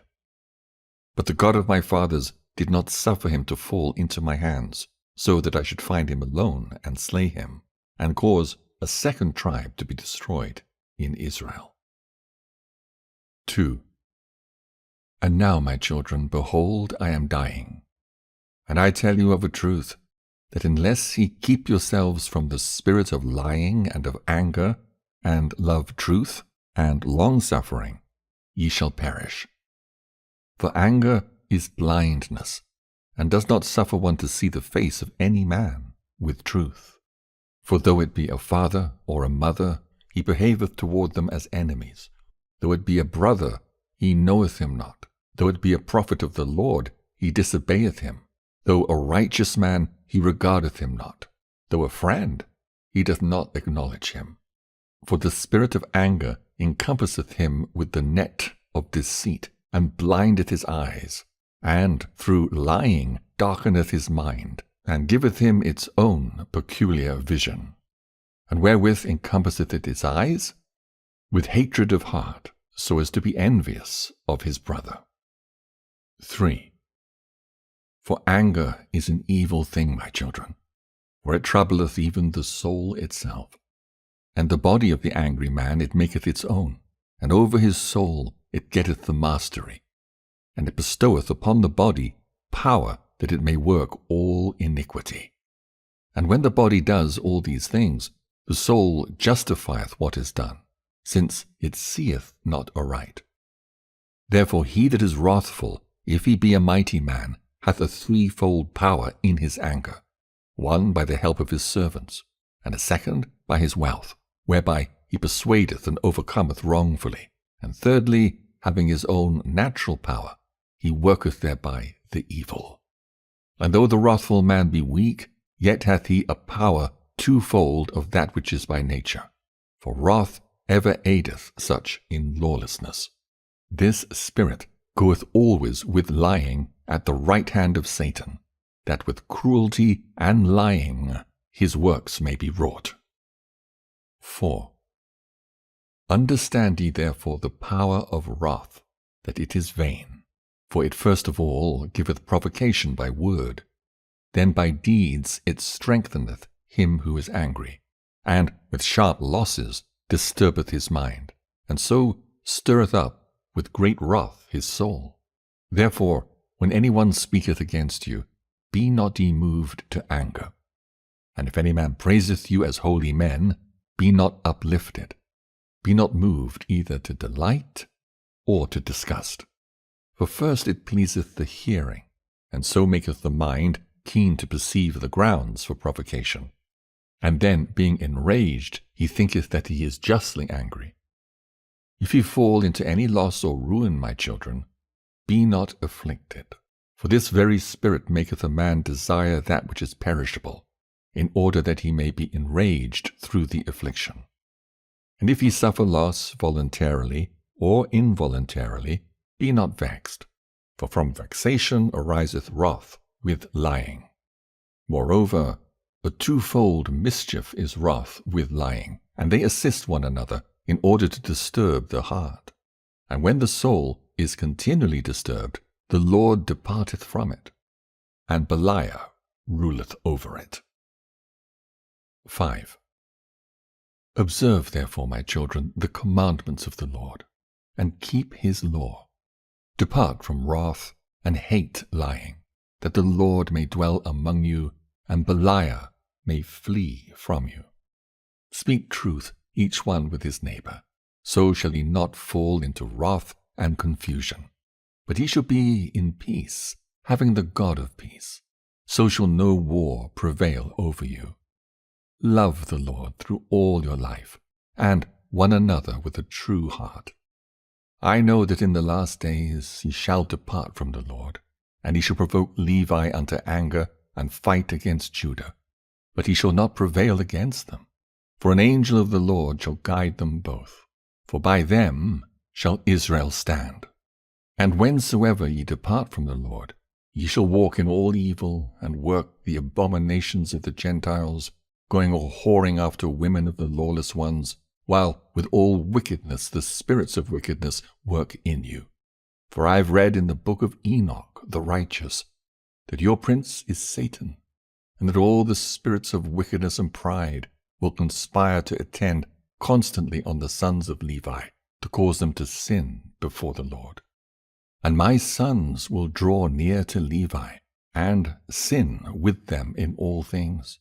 And the sons of Judah will be covetous, plundering other men's goods like lions.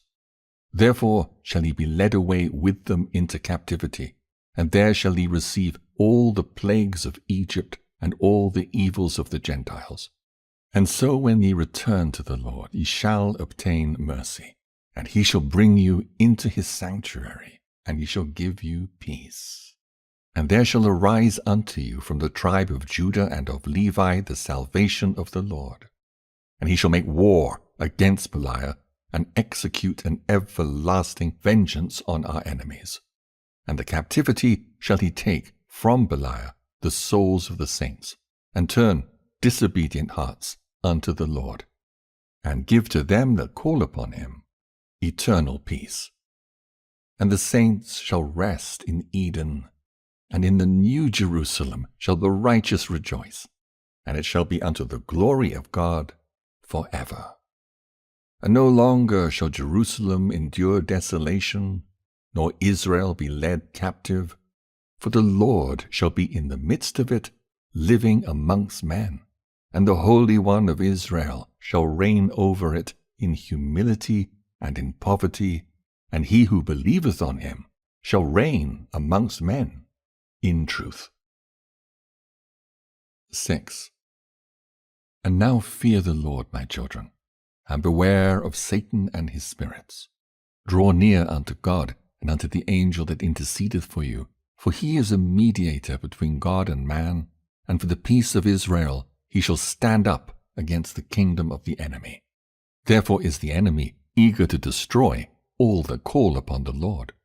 For he knoweth that upon the day on which Israel shall repent, the kingdom of the enemy shall be brought to an end. For the very angel of peace shall strengthen Israel, that it fall not into the extremity of evil. And it shall be in the time of the lawlessness of Israel that the Lord will not depart from them, but will transform them into a nation that doeth his will, for none of the angels will be equal unto him. And his name shall be in every place in Israel, and among the Gentiles. Keep therefore yourselves, my children, from every evil work, and cast away wrath and all lying, and love truth and long-suffering. And the things which ye have heard from your father, do ye also impart to your children, that the Saviour of the Gentiles may receive you. For he is true and long-suffering, meek and lowly, and teacheth by his works the law of God. Depart therefore from all unrighteousness, and cleave unto the righteousness of God, and your race will be saved forever. And bury me near my fathers. 7. And when he'd said these things, he kissed them, and fell asleep at a good old age. And his sons buried him. And after that they carried up his bones, and placed them near Abraham and Isaac and Jacob. Nevertheless, Dan prophesied unto them that they should forget their God, and should be alienated from the land of their inheritance, and from the race of Israel, and from the family of their seed. The Testament of Naphtali, the 8th son of Jacob and Bilhah. 1. The copy of the Testament of Naphtali, which he ordained at the time of his death, in the 130th year of his life, when his sons were gathered together in the 7th month on the 1st day of the month, while still in good health, he made them a feast of food and wine. And after he was awake in the morning, he said to them, I am dying. And they believed him not. And as he glorified the Lord, he grew strong, and said that after yesterday's feast he should die. And he began to say, Hear, my children, ye sons of Naphtali. Hear the words of your father. I was born from Bilhah, and because Rachel dealt craftily, and gave Bilhah in place of herself to Jacob, and she conceived and bare me upon Rachel's knees, therefore she called my name Naphtali. For Rachel loved me very much, because I was born upon her lap. And when I was still young, she was wont to kiss me and say, May I have a brother of thine from mine own womb like unto thee. Whence also Joseph was like unto me in all things, according to the prayers of Rachel. Now my mother was Bilhah, daughter of Rutheus, the brother of Deborah, Rebekah's nurse, who was born on one and the self-same day with Rachel. And Rutheus was of the family of Abraham, a Chaldean, God-fearing, free-born, and noble. And he was taken captive and was bought by Laban, and he gave him Una his handmaid to wife, and she bore a daughter, and called her name Zilpah, after the name of the village in which she had been taken captive. And next she bore Bilhah, saying, My daughter hastens after what is new, for immediately that she was born, she seized the breast and hastened to suck it. 2. And I was swift on my feet like the deer, and my father Jacob appointed me for all messages, and as a deer did he give me his blessing. For as the potter knoweth the vessel, how much it is to contain, and bringeth clay accordingly, so also doth the Lord make the body after the likeness of the Spirit. And, according to the capacity of the body, doth he implant the Spirit. And the one does not fall short of the other by a third part of a hair. For by weight and measure and rule was all the creation made. And as the potter knoweth the use of each vessel, what it is meet for, so also doth the Lord know the body, how far it will persist in goodness, and when it beginneth in evil. For there is no inclination or thought which the Lord knoweth not, for he created every man after his own image. As a man's strength, so also is his work, and as his mind, so also is his skill, and as his purpose, so also is his achievement, and as his heart, so also is his mouth, as his eye, so also is his sleep, as his soul, so also is his word, either in the law of the Lord, or in the works of Belial. And as there is a division between light and darkness, between seeing and hearing, so also is there a division between man, and between woman and woman. And it is not to be said that the one is like the other, either in face or in mind. For God made all things good in their order, the 5 senses in the head, and he joined on the neck to the head, adding to it the hair also for comeliness and glory, then the heart for understanding, the belly for excrement, and the stomach for grinding, the windpipe for taking in the breath, the liver for wrath, the gall for bitterness, the spleen for laughter, the reins for prudence, the muscles of the loins for power, the lungs for drawing in, the loins for strength, and so forth. So then, my children, let all your works be done in order, with good intent in the fear of God, and do nothing disorderly in scorn or out of its due season. For if thou bid the eye to hear, it cannot. So neither, while ye are in darkness, can ye do the works of light. 3. Be ye therefore not eager to corrupt your doings through covetousness or with vain thoughts to beguile your souls. Because if ye keep silence in purity of heart, ye shall understand how to hold fast the will of God, and to cast away the will of Belial. Sun and moon and stars change not their order, so do ye also change not the law of God in the disorderliness of your doings. The Gentiles went astray, and forsook the Lord, and changed their order, and obeyed stocks and stones, spirits of deceit. But ye shall not be so, my children, recognizing in the firmament, in the earth, and in the sea, and in all created things, the Lord who made all things, that ye become not as Sodom, which changed the order of nature. In like manner the watchers also changed the order of their nature, whom the Lord cursed at the flood, on whose account he made the earth without inhabitants and fruitless. These things I say unto you, my children, for I have read in the writing of Enoch, that ye yourselves also shall depart from the Lord, walking according to all the lawlessness of the Gentiles, and ye shall do according to all the wickedness of Sodom. And the Lord shall bring captivity upon you, and there shall ye serve your enemies. And ye shall be bowed down with every affliction and tribulation until the Lord have consumed you all. And after ye have become minished and made few, ye shall return and acknowledge the Lord your God, and he shall bring you back into your land according to his abundant mercy. And it shall be that after they come into the land of their fathers, they shall again forget the Lord, and become ungodly. And the Lord shall scatter them upon the face of all the earth, until the compassion of the Lord shall come, a man working righteousness and working mercy unto all them that are afar off, and to them that are near. 4.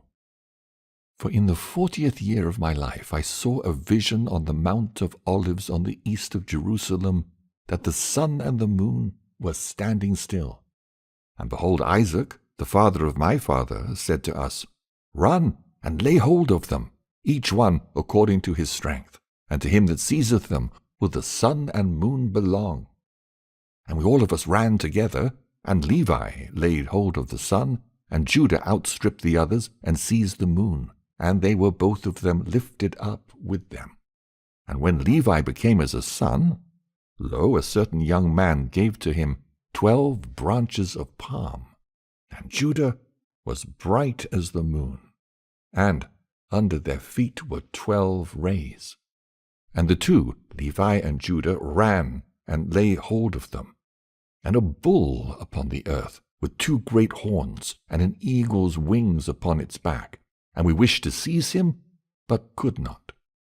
But Joseph came and seized him, and ascended up with him on high. And I saw, for I was there, and behold, a holy writing appeared to us, saying, Assyrians, Medes, Persians, Chaldeans, Syrians shall possess in captivity the 12 tribes of Israel. 5. And again, after 7 days, I saw our father Jacob standing by the sea of Jamnia, and we were with him. And behold, there came a ship sailing by, without sailors or pilot.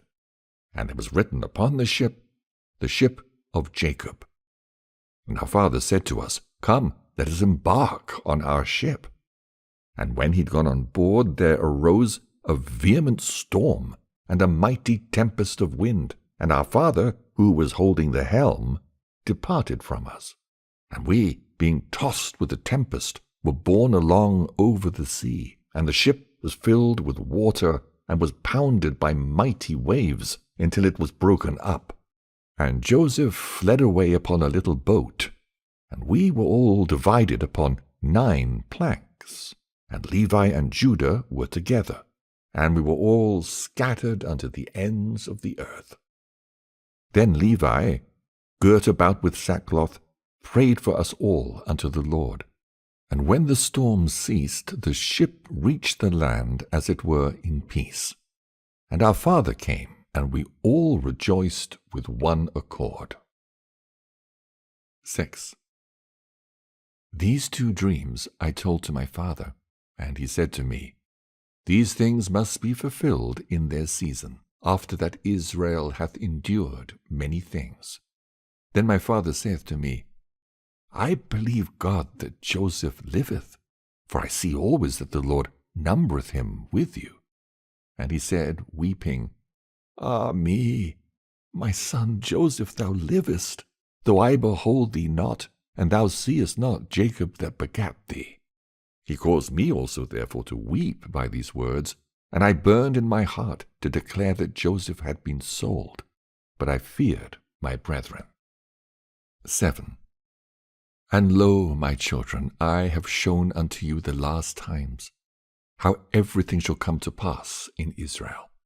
Do ye also therefore charge your children that they be united to Levi and to Judah, for through them shall salvation arise unto Israel, and in them shall Jacob be blessed. For through their tribes shall God appear, dwelling among men on earth, to save the race of Israel, and to gather together the righteous from amongst the Gentiles. If ye work that which is good, my children, both men and angels shall bless you. And God shall be glorified among the Gentiles through you, and the devil shall flee from you, and the wild beast shall fear you, and the Lord shall love you, and the angels shall cleave to you. As a man who's trained his child well is kept in kindly remembrance, so also for a good work there is a good remembrance before God. But him that doeth not that which is good, both angels and men shall curse, and God shall be dishonored among the Gentiles through him, and the devil shall make him as his own peculiar instrument, and every wild beast shall master him, and the Lord shall hate him. For the commandments of the law are twofold, and through prudence must they be fulfilled. For there is a season for a man to embrace his wife, and a season to abstain therefrom for his prayer. So then there are 2 commandments, and unless they be done in due order, they bring very great sin upon men. So also it is with the other commandments. Be ye therefore wise in God, my children, and prudent, understanding the order of his commandments and the laws of every word, that the Lord may love you. 8. And when he had charged them with many such words, he exhorted them that they should remove his bones to Hebron, and that they should bury him with his fathers. And when he had eaten and drunken with a merry heart, he covered his face and died. And his sons did according to all that Naphtali their father had commanded them. The Testament of Gad, the 9th son of Jacob and Zilpah. 1. The copy of the Testament of Gad, what things he spake unto his sons in the 125th year of his life, saying unto them, Hearken, my children, I was the 9th son born to Jacob, and I was valiant in keeping the flocks. Accordingly, I guarded at night the flock, and whenever the lion came, or the wolf, or any wild beast against the fold, I pursued it, and overtaking it, I seized its foot with my hand, and hurled it about a stone's throw, and so killed it. Now Joseph my brother was feeding the flock with us for upwards of 30 days. And being young, he fell sick by reason of the heat. And he returned to Hebron to our father, who made him lie down near him, because he loved him greatly. And Joseph told our father that the sons of Zilpah and Bilhah were slaying the best of the flock, and eating them against the judgment of Reuben and Judah. For he saw that I had delivered a lamb out of the mouth of a bear, and put the bear to death, but had slain the lamb, being grieved concerning it that it could not live, and that we had eaten it.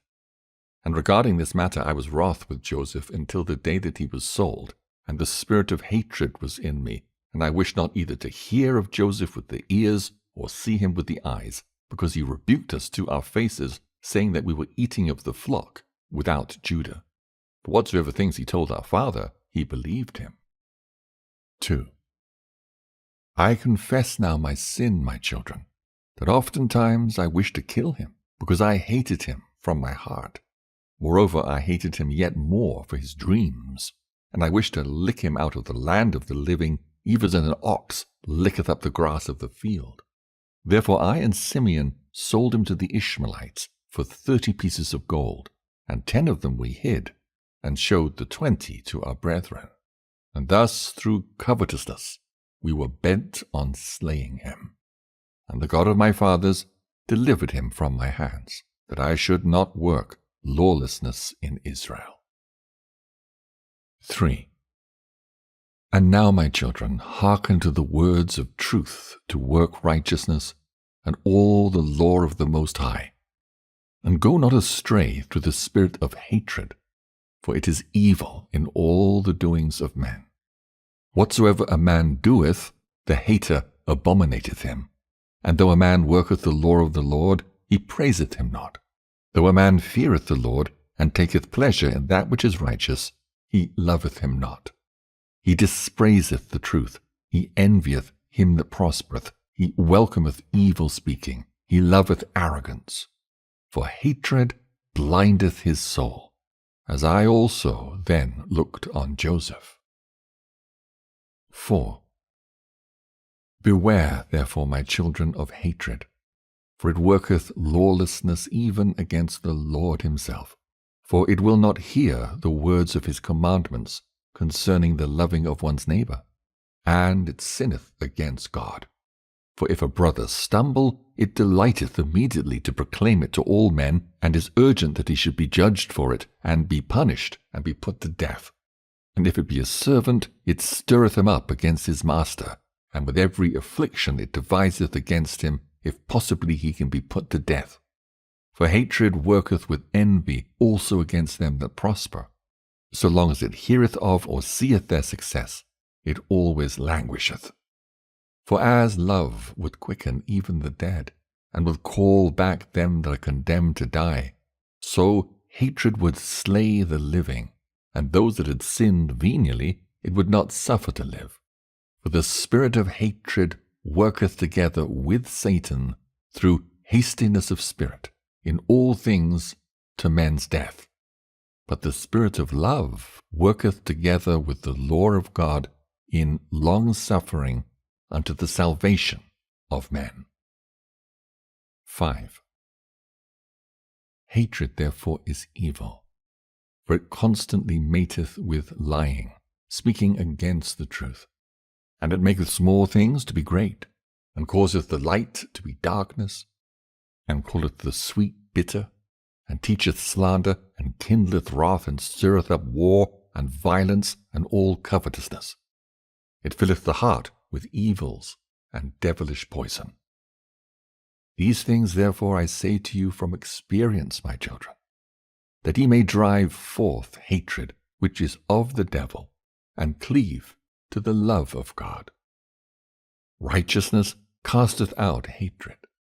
Humility destroyeth envy.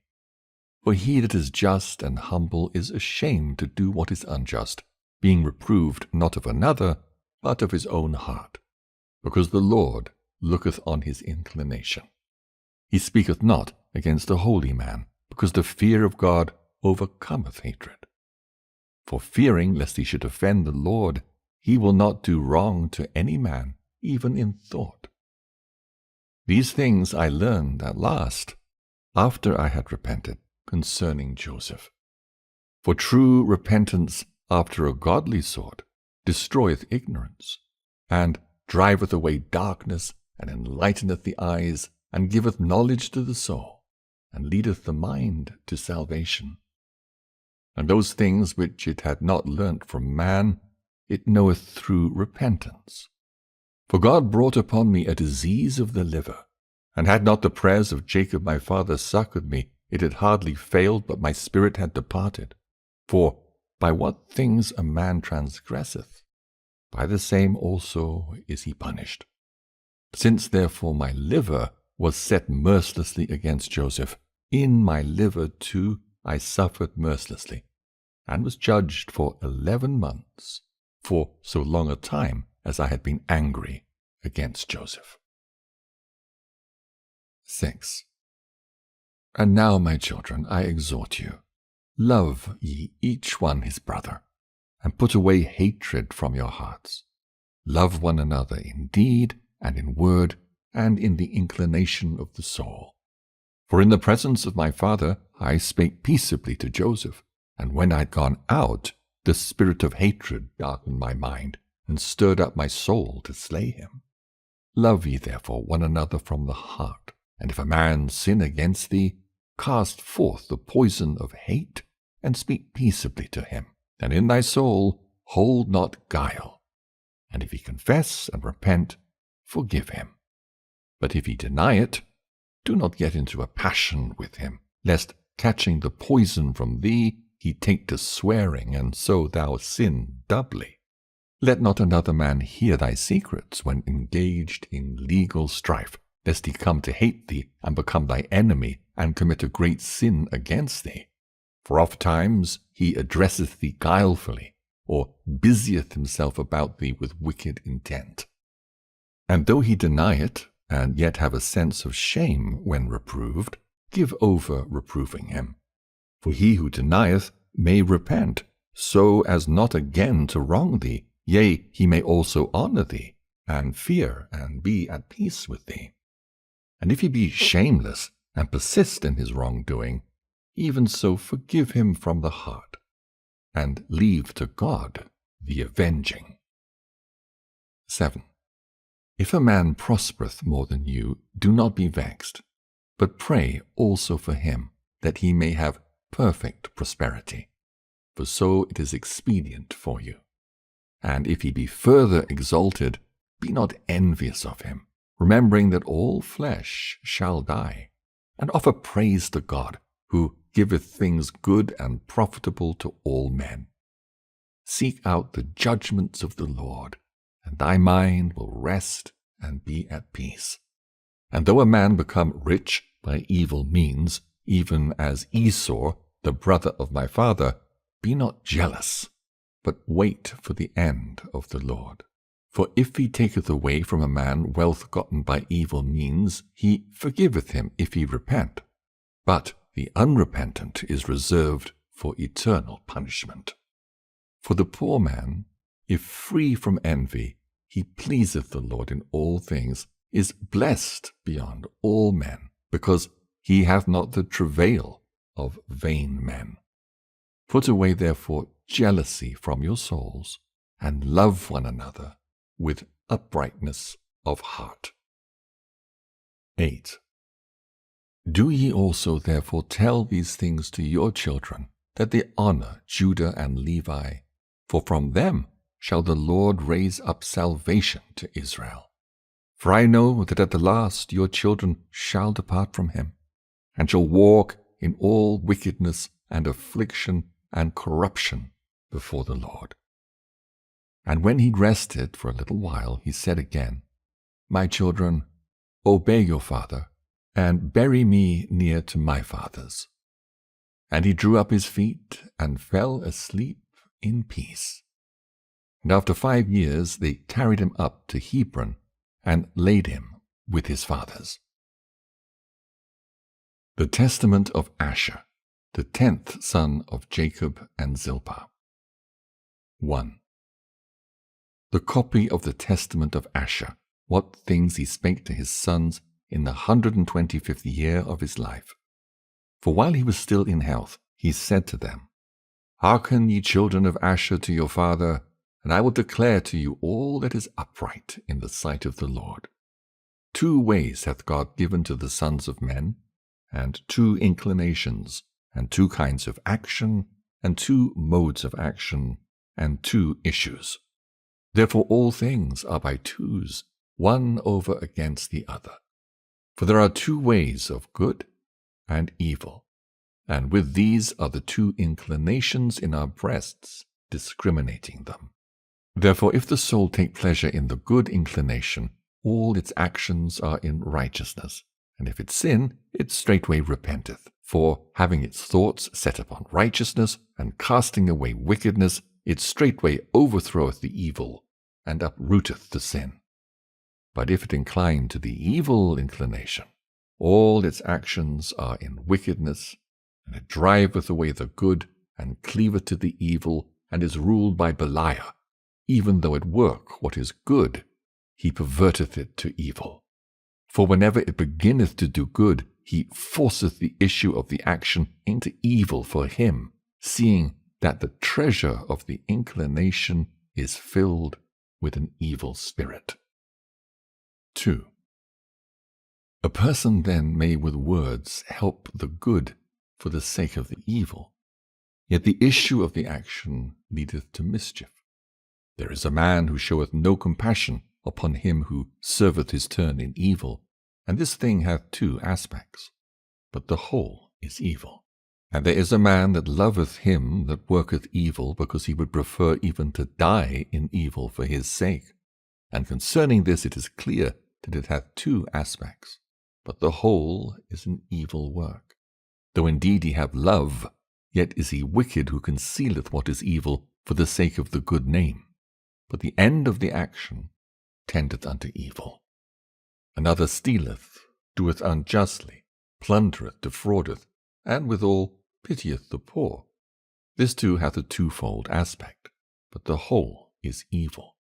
He who defraudeth his neighbour provoketh God, and sweareth falsely against the Most High, and yet pitieth the poor. The Lord, who commandeth the law, he setteth at naught and provoketh, and yet he refresheth the poor. He defileth the soul, and maketh gay the body. He killeth many, and pitieth a few. This too hath a 2-fold aspect, but the whole is evil. Another committeth adultery and fornication, and abstaineth from meats. When he fasteth, he doeth evil, and by the power of his wealth overwhelmeth many. And notwithstanding his excessive wickedness, he doeth the commandments. This too hath a 2-fold aspect, but the whole is evil. Such men are hares, clean like those that divide the hoof, but in very deed are unclean. For God in the tables of the commandments hath thus declared. 3. But do not ye, my children, wear 2 faces like unto them. of goodness and of wickedness, but cleave unto goodness only. For God hath his habitation therein, and men desire it. But from wickedness flee away, destroying the evil inclination by your good works. For they that are double-faced serve not God, but their own lusts, so that they may please Belial, and men like unto themselves. 4. For good men, even they that are of single face, though they be thought by them that are double-faced to sin, are just before God. For many in killing the wicked do two works, of good and evil. But the whole is good, because he hath uprooted and destroyed that which is evil. One man hateth the merciful and unjust man, and the man who committeth adultery and fasteth. This too hath a twofold aspect, but the whole work is good, because he followeth the Lord's example, in that he accepteth not the seeming good, as the genuine good. Another desireth not to see a good day with them that riot, lest he defile his body and pollute his soul. This too is double-faced, but the whole is good.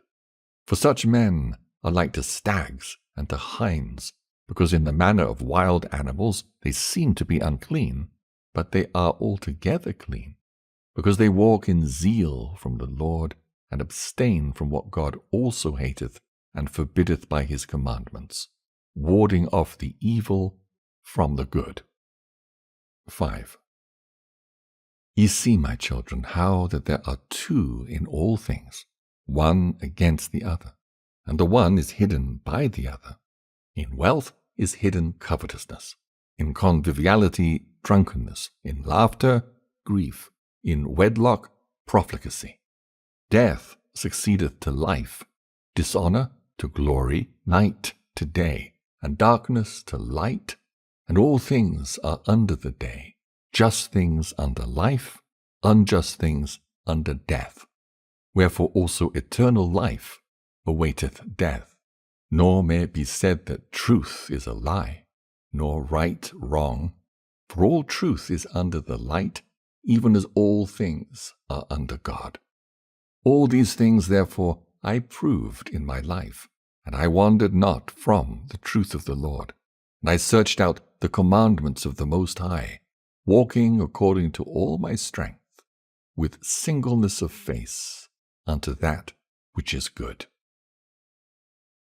6.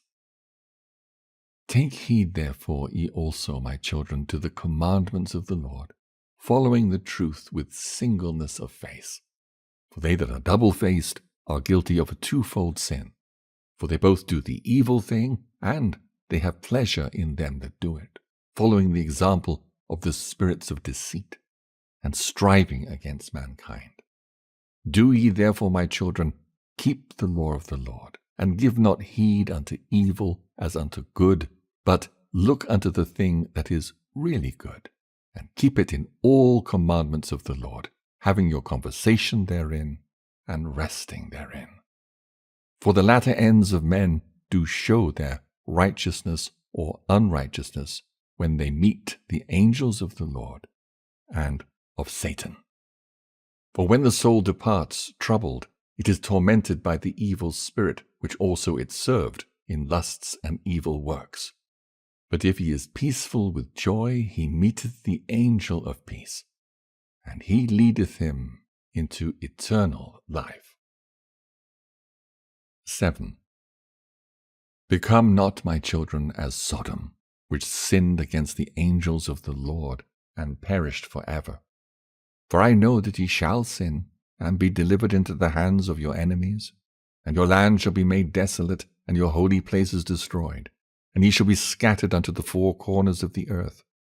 And ye shall be set at naught in the dispersion, vanishing away as water, until the Most High shall visit the earth, coming himself as man, with men, eating and drinking, and breaking the head of the dragon in the water. He shall save Israel and all the Gentiles, God speaking in the person of man. Therefore, do ye also, my children, tell these things to your children, that they disobey him not. For I have known that he shall assuredly be disobedient, and assuredly act ungodly, not giving heed to the law of God, but to the commandments of men, being corrupted through wickedness. And therefore shall he be scattered, as Gad and Dan my brethren, and he shall know not your lands, tribe, and tongue. But the Lord will gather you together in faith through his tender mercy, and for the sake of Abraham, Isaac, and Jacob. 8. And when he had said these things unto them, he commanded them, saying, Bury me in Hebron. And he fell asleep and died at a good old age. And his sons did as he had commanded them, and they carried him up to Hebron, and buried him with his fathers. The Testament of Joseph, the 11th son of Jacob and Rachel. 1. The copy of the Testament of Joseph. When he was about to die, he called his sons and his brethren together, and said to them, My brethren and my children, hearken to Joseph, the beloved of Israel. Give ear, my sons, unto your father. I have seen in my life envy and death, yet I went not astray, but persevered in the truth of the Lord. These my brethren hated me, but the Lord loved me. They wished to slay me, but the God of my fathers guarded me. They let me down into a pit, and the Most High brought me up again. I was sold into slavery, and the Lord of all made me free. I was taken into captivity, and his strong hand succored me. I was beset with hunger, and the Lord himself nourished me. I was alone, and God comforted me. I was sick, and the Lord visited me. I was in prison, and my God showed favor unto me. In bonds, and he released me. Slandered, and he pleaded my cause. Bitterly spoken against by the Egyptians, and he delivered me. Envied by my fellow slaves, and he exalted me. 2. And this chief captain of Pharaoh entrusted to me his house, and I struggled against a shameless woman, urging me to transgress with her. But the God of Israel my father delivered me from the burning flame. I was cast into prison, I was beaten, I was mocked, but the Lord granted me to find mercy in the sight of the keeper of the prison. For the Lord doth not forsake them that fear him, neither in darkness, nor in bonds, nor in tribulations, nor in necessities. For God is not put to shame as a man, nor as the Son of Man is he afraid, nor as one that is earthborn is he weak or affrighted. But in all those things doth he give protection, and in divers ways doth he comfort, though for a little space he departeth, to try the inclination of the soul. In 10 temptations he showed me approved, and in all of them I endured. For endurance is a mighty charm, and patience giveth many good things. 3. How often did the Egyptian woman threaten me with death? How often did she give me over to punishment, and then call me back and threaten me? And when I was unwilling to company with her, she said to me, Thou shalt be lord of me, and all that is in my house, if thou wilt give thyself unto me. Thou shalt be as our master. But I remembered the words of my father, and going into my chamber I wept and prayed unto the Lord. And I fasted in those 7 years, and I appeared to the Egyptians as one living delicately, for they that fast for God's sake receive beauty of face. And if my Lord were away from home, I drank no wine, nor for 3 days did I take my food, but I gave it to the poor and the sick. And I sought the Lord early, and I wept for the Egyptian woman of Memphis. For very unceasingly did she trouble me, for also at night she came to me under pretense of visiting me, and because she had no male child, she pretended to regard me as a son.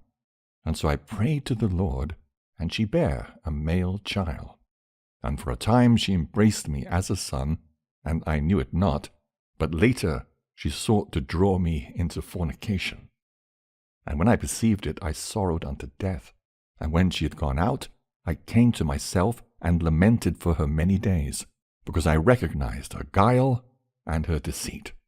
And I declared unto her the words of the Most High, if haply she would turn from her evil lust. 4. Often therefore did she flatter me with words as a holy man, and guilefully in her talk praise my chastity before her husband, while desiring to ensnare me when we were alone.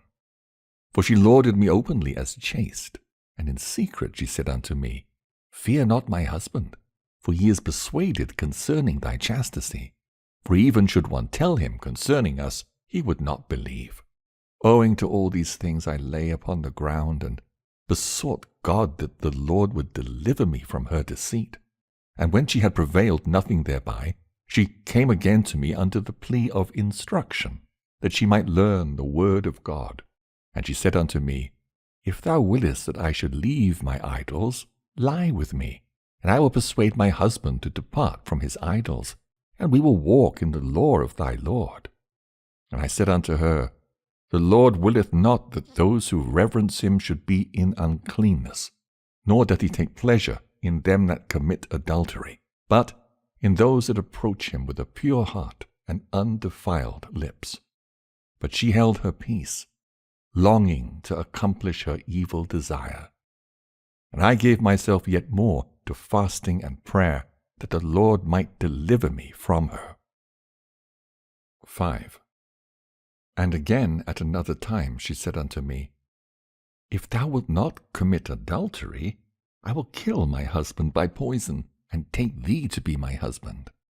I therefore, when I heard this, rent my garments, and said unto her, Woman, reverence God, and do not this evil deed, lest thou be destroyed. For know indeed that I will declare this thy device unto all men. She, therefore, being afraid, besought that I would not declare this device. And she departed, soothing me with gifts, and sending to me every delight of the sons of men. 6. And afterwards she sent me food mingled with enchantments. And when the eunuch who brought it came, I looked up and beheld a terrible man, giving me with the dish a sword. And I perceived that her scheme was to beguile me. And when she'd gone out, I wept, nor did I taste that or any other of her food. So then after one day she came to me, and observed the food, and said unto me, Why is it that thou hast not eaten of the food? And I said unto her, It is because thou hast filled it with deadly enchantments. And how saidst thou, I come not near to idols, but to the Lord alone?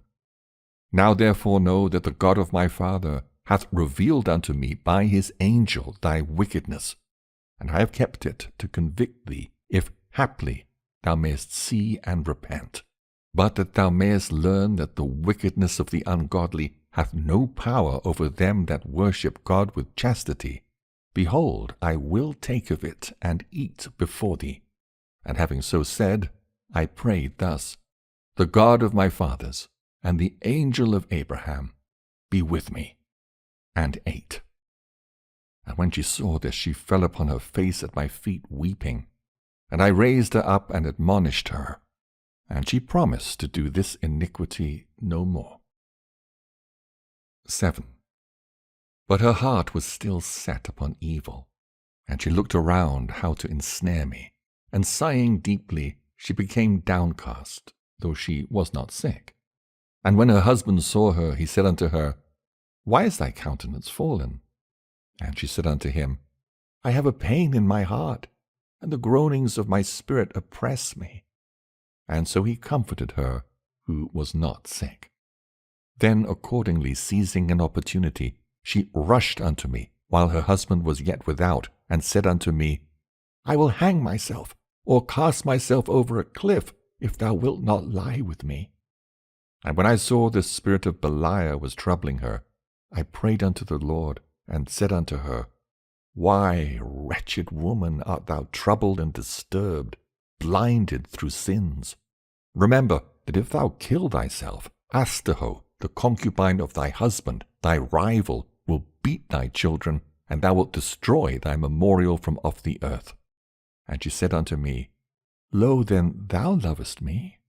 Let this suffice me. Only strive for my life and my children, and I expect that I shall enjoy my desire also. But she knew not that because of my Lord I spake thus, and not because of her. For if a man hath fallen before the passion of a wicked desire, and become enslaved by it, even as she, whatever good thing he may hear with regard to that passion, he receiveth it with a view to his wicked desire. 8. I declare therefore unto you, my children, that it was about the 6th hour when she departed from me. And I knelt before the Lord all day and all the night, and about dawn I rose up, weeping the while, and praying for a release from her. At last then she laid hold of my garments, forcibly dragging me to have connection with her. When therefore I saw that in her madness she was holding fast to my garment, I left it behind, and fled away naked. And holding fast to the garment, she falsely accused me.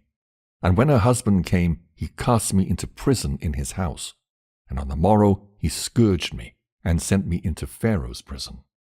And when I was in bonds, the Egyptian woman was oppressed with grief. And she came, and heard how I gave thanks unto the Lord, and sang praises in the abode of darkness, and with glad voice rejoiced, glorifying my God, that I was delivered from the lustful desire of the Egyptian woman. 9. And often hath she sent unto me, saying, Consent to fulfill my desire, and I will release thee from thy bonds, and I will free thee from the darkness. And not even in thought did I incline unto her. For God loveth him who in a den of wickedness combines fasting with chastity, rather than the man who in king's chambers combines luxury with license. And if a man liveth in chastity, and desireth also glory, and the Most High knoweth that it is expedient for him, he bestoweth this also upon me. How often, though she was sick, did she come down to me at unlooked-for times, and listen to my voice as I prayed. And when I heard her groanings, I held my peace. For when I was in her house, she was wont to bare her arms and breasts and legs, that I might lie with her. For she was very beautiful, splendidly adorned, in order to beguile me. And the Lord guarded me from her devices. 10. Ye see therefore, my children, how great things patience worketh, and prayer with fasting. So ye too, if ye follow after chastity and purity with patience and prayer, with fasting in humility of heart, the Lord will dwell among you, because he loveth chastity. And wheresoever the Most High dwelleth, even though envy or slavery or slander befalleth a man, the Lord who dwelleth in him for the sake of his chastity not only delivereth him from evil, but also exalteth him, even as me. For in every way the man is lifted up, whether in deed or in word or in thought. My brethren knew how my father loved me, and yet I did not exalt myself in my mind. Although I was a child, I had the fear of God in my heart. For I knew that all things would pass away. And I did not raise myself against them with evil intent, but I honored my brethren. And out of respect for them, even when I was being sold, I refrained from telling the Ishmaelites that I was a son of Jacob, a great man and a mighty. 11. Do ye also, my children, have the fear of God in all your works before your eyes, and honor your brethren. For every one who doeth the law of the Lord shall be loved by him. And when I came to the Indo-Colpiti with the Ishmaelites, they asked me, saying, Art thou a slave? And I said that I was a home-born slave, that I might not put my brethren to shame. And the eldest of them said unto me, Thou art not a slave, for even thy appearance doth make it manifest. But I said that I was their slave. Now when we came into Egypt, they strove concerning me, which of them should buy me and take me. Therefore it seemed good to all that I should remain in Egypt with the merchant of their trade until they should return, bringing merchandise. And the Lord gave me favor in the eyes of the merchant, and entrusted unto me his house. And God blessed him by my means, and increased him in gold and silver, and in household servants. And I was with him 3 months and 5 days. 12. And about that time the Memphian woman, the wife of Pentephris, came down in a chariot with great pomp, because she'd heard from her eunuchs concerning me. And she told her husband that the merchant had become rich by means of a young Hebrew, and they say that he had assuredly been stolen out of the land of Canaan. Now therefore render justice unto him, and take away the youth to thy house. So shall the God of the Hebrews bless thee, for grace from heaven is upon him. 13. And Pentephris was persuaded by her words, and commanded the merchant to be brought, and said unto him, What is this that I hear concerning thee, that thou stealest persons out of the land of Canaan, and sellest them for slaves? But the merchant fell at his feet, and besought him, saying, I beseech thee, my lord, I know not what thou sayest. And Pentephris said unto him, Whence then is the Hebrew slave? And he said, The Ishmaelites entrusted him unto me until they should return. But he believed him not, but commanded him to be stripped and beaten. And when he persisted in this statement, Pentephris said, Let the youth be brought. And when I was brought in, I did obeisance to Pentephris, for he was third in rank of the officers of Pharaoh. And he took me apart from him, and said unto me, Art thou a slave or free? And I said, A slave. And he said, Whose? And I said, The Ishmaelites. And he said, How didst thou become their slave? And I said, They bought me out of the land of Canaan. And he said unto me, Truly thou liest. And straightway he commanded me to be stripped and beaten. 14. Now the Memphian woman was looking through a window at me while I was being beaten, for her house was near.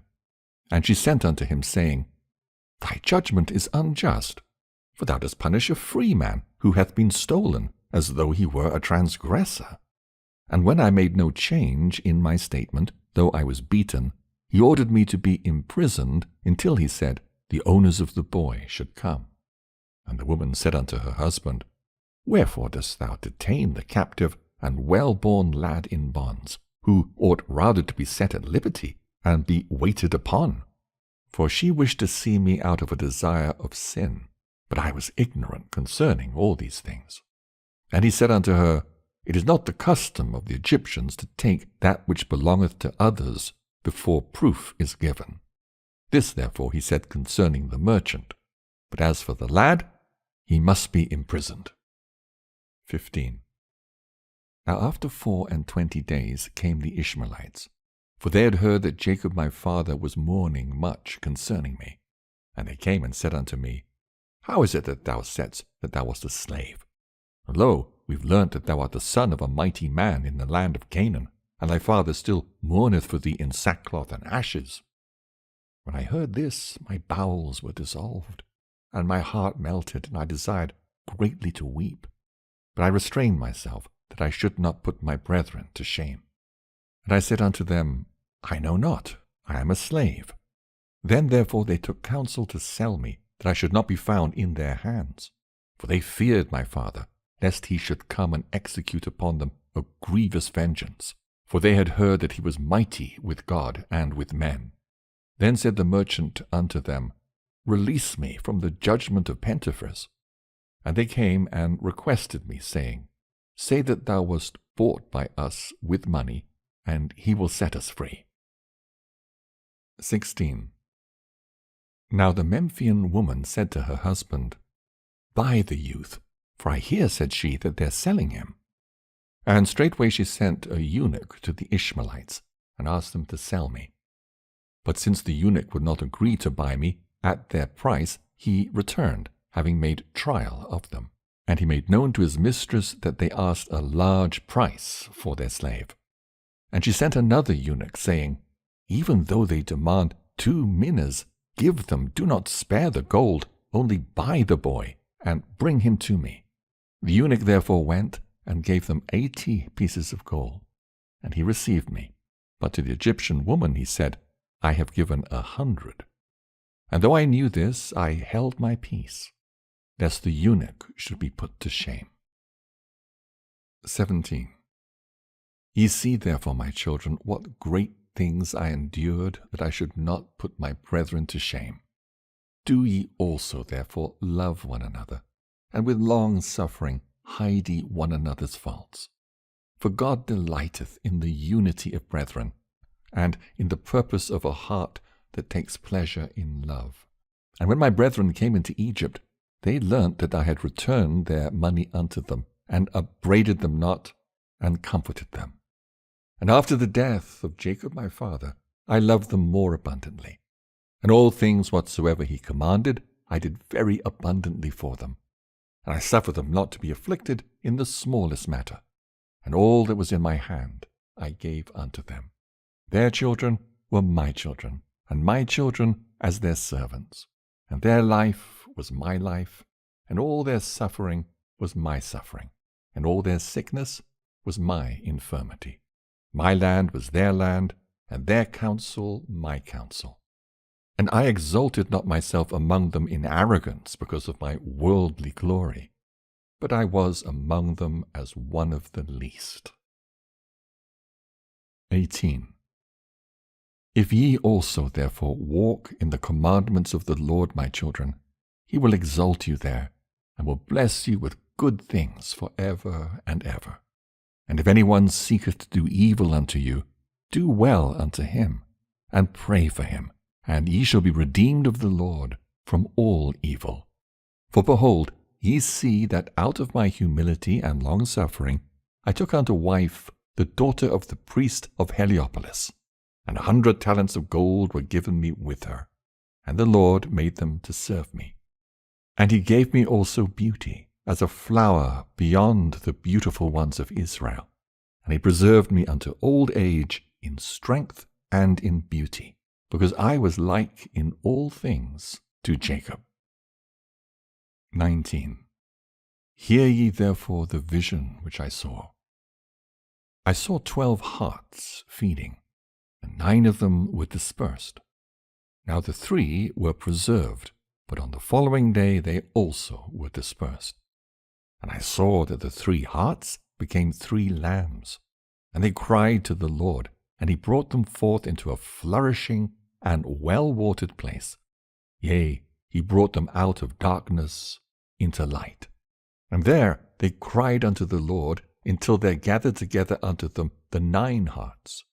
They became as 12 sheep, and after a little time they increased, and became many flocks. And after these things I saw, and behold, 12 bulls were sucking 1 cow, which produced a sea of milk.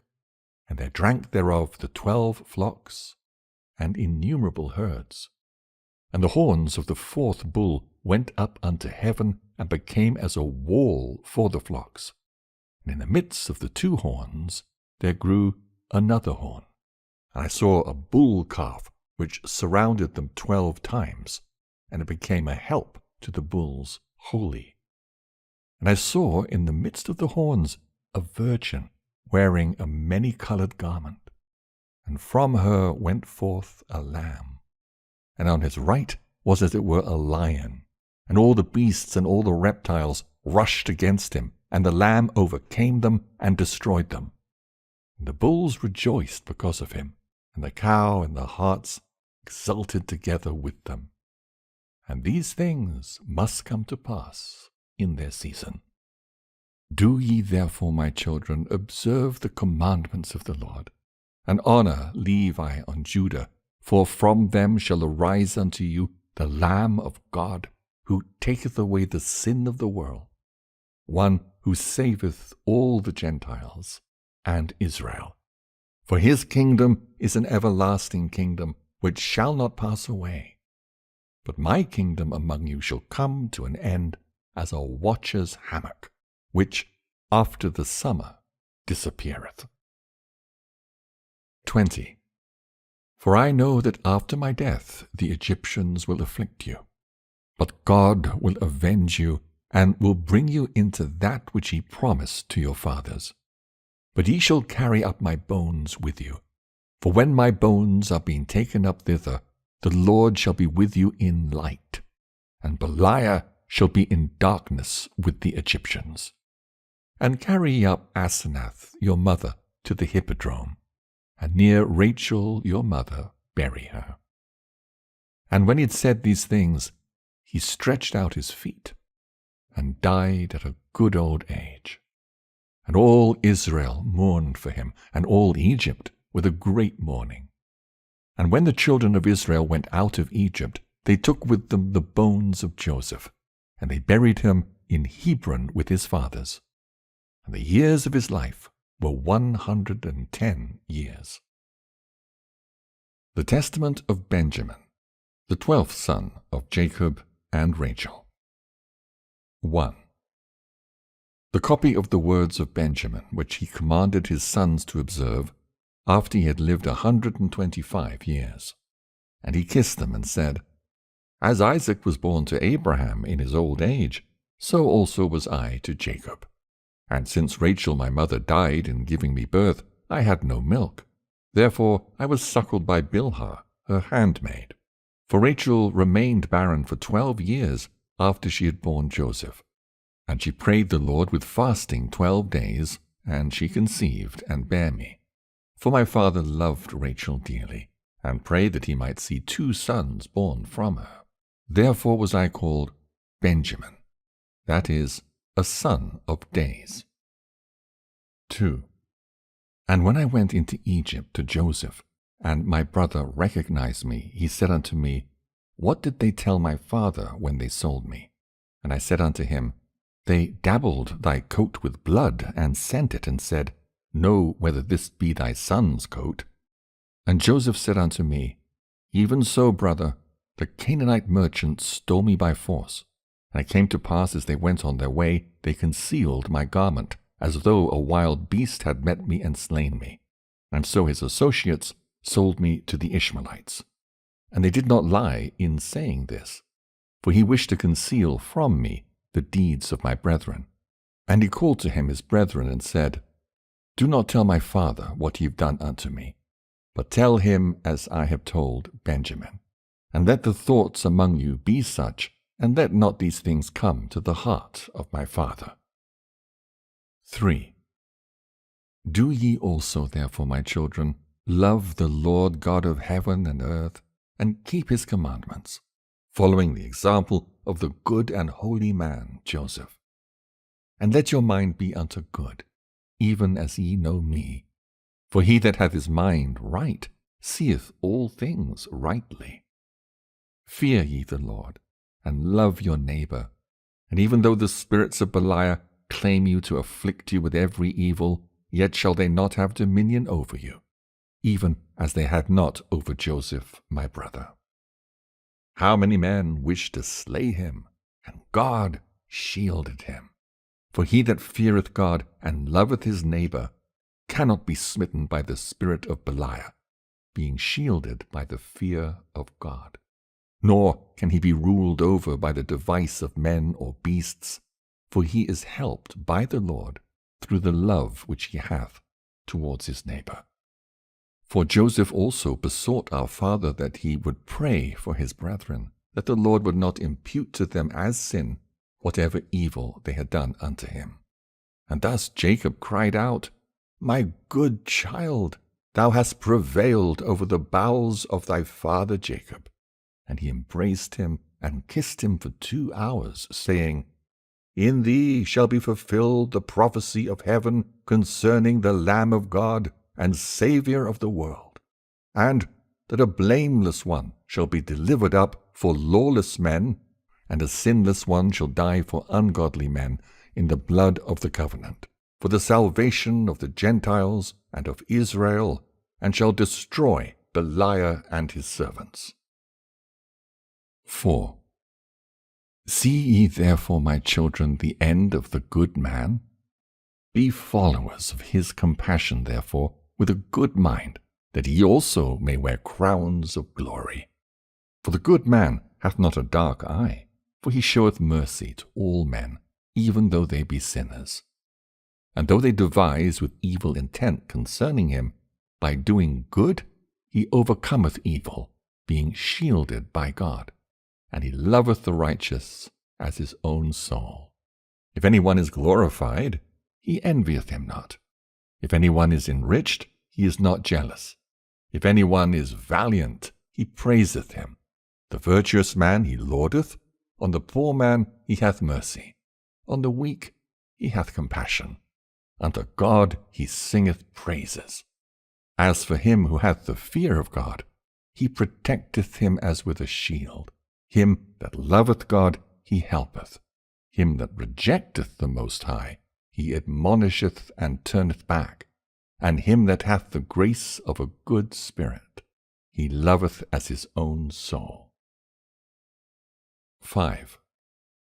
If therefore ye also have a good mind, then will both wicked men be at peace with you, and the profligate will reverence you and turn unto good, and the covetous will not only cease from their inordinate desire, but even give the objects of their covetousness to them that are afflicted. If ye do well, even the unclean spirits will flee from you, and the beasts will dread you. For where there is reverence for good works and light in the mind, even darkness fleeth away from him. For if any one does violence to a holy man, he repenteth. For the holy man is merciful to his reviler, and holdeth his peace. And if any one betrayeth a righteous man, the righteous man prayeth, though for a little he be humbled, yet not long after he appeareth far more glorious, as was Joseph, my brother. 6. The inclination of the good man is not in the power of the deceit of the spirit of Beliar. For the angel of peace guideth his soul, and he gazeth not passionately upon corruptible things, nor gathereth together riches through a desire of pleasure. He delighteth not in pleasure. He grieveth for not his neighbour. He sateth not himself with luxuries. He erreth not in the uplifting of the eyes. The Lord is his portion. The good inclination receiveth not glory, nor dishonour from men. And it knoweth not any guile, or lie, or fighting, or reviling. For the Lord dwelleth in him, and lighteth up his soul. And he rejoiceth towards all men alway. The good mind hath not two tongues, of blessing and of cursing, of contumely and of honour, of sorrow and of joy, of quietness and of confusion, of hypocrisy and of truth, of poverty and of wealth. But it hath one disposition, uncorrupt and pure concerning all men. It hath no double sight, nor double hearing. For in everything which he doeth or speaketh or seeth, he knoweth that the Lord looketh on his soul. And he cleanseth his mind, that it may not be condemned by men as well as by God. And in like manner the works of Beliar are twofold, and there is no singleness in them. 7. Therefore, my children, I tell you, flee the malice of Beliar, for he giveth a sword to them that obey him. And the sword is the mother of 7 evils.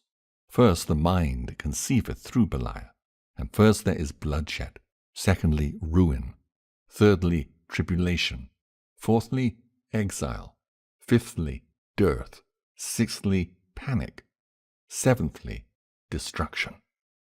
Therefore was Cain also delivered over to 7 vengeances by God. For in every 100 years the Lord brought one plague upon him. And when he was 200 years old, he began to suffer, and in the 900th year he was destroyed. For on account of Abel his brother, with all the evils was he judged. But Lamech with 70 times 7. Because forever those who are like Cain in envy and hatred of brethren shall be punished with the same judgment. 8. And do ye, my children, flee evil doing, envy, and hatred of brethren, and cleave to goodness and love. He that hath a pure mind in love looketh not after a woman with a view to fornication, for he hath no defilement in his heart, because the Spirit of God resteth upon him. For as the sun is not defiled by shining on dung and mire, but rather drieth up both, and driveth away the evil smell, so also the pure mind, though encompassed by the defilements of earth, rather cleanseth them, and is not itself defiled. 9. And I believe that there will also be evil doings among you, from the words of Enoch the righteous, that he shall commit fornication with the fornication of Sodom, and shall perish, all save a few, and shall renew wanton deeds with women. And the kingdom of the Lord shall not be among you, for straightway he shall take it away. Nevertheless, the temple of God shall be in your portion, and the last temple shall be more glorious than the first. And the 12 tribes shall be gathered together there, and all the Gentiles, until the Most High shall send forth his salvation in the visitation of an only begotten prophet. And he shall enter into the first temple, and there shall the Lord be treated with outrage, and he shall be lifted up upon a tree. And the veil of the temple shall be rent, and the Spirit of God shall pass on to the Gentiles, as fire poured forth. And he shall ascend from Hades, and shall pass from earth into heaven. And I know how lowly he shall be upon earth, and how glorious in heaven. 10. Now when Joseph was in Egypt, I longed to see his figure and the form of his countenance. And through the prayers of Jacob my father I saw him, while awake in the daytime, even his entire figure exactly as he was. And when he had said these things, he said unto them, Know ye therefore, my children, that I am dying. Do ye therefore truth and righteousness each one to his neighbor, and judgment unto confirmation, and keep the law of the Lord and his commandments. For these things do I leave you instead of inheritance. Do ye also therefore give them to your children for an everlasting possession. For so did both Abraham and Isaac and Jacob.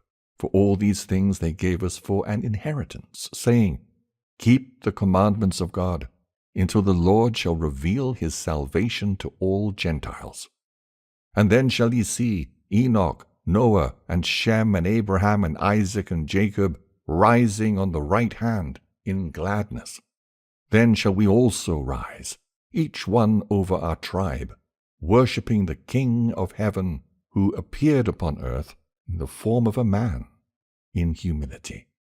And as many as believe on him on the earth shall rejoice with him. Then also all men shall rise, some unto glory, and some unto shame. And the Lord shall judge Israel first for their unrighteousness. For when he appeared as God in the flesh to deliver them, they believed him not.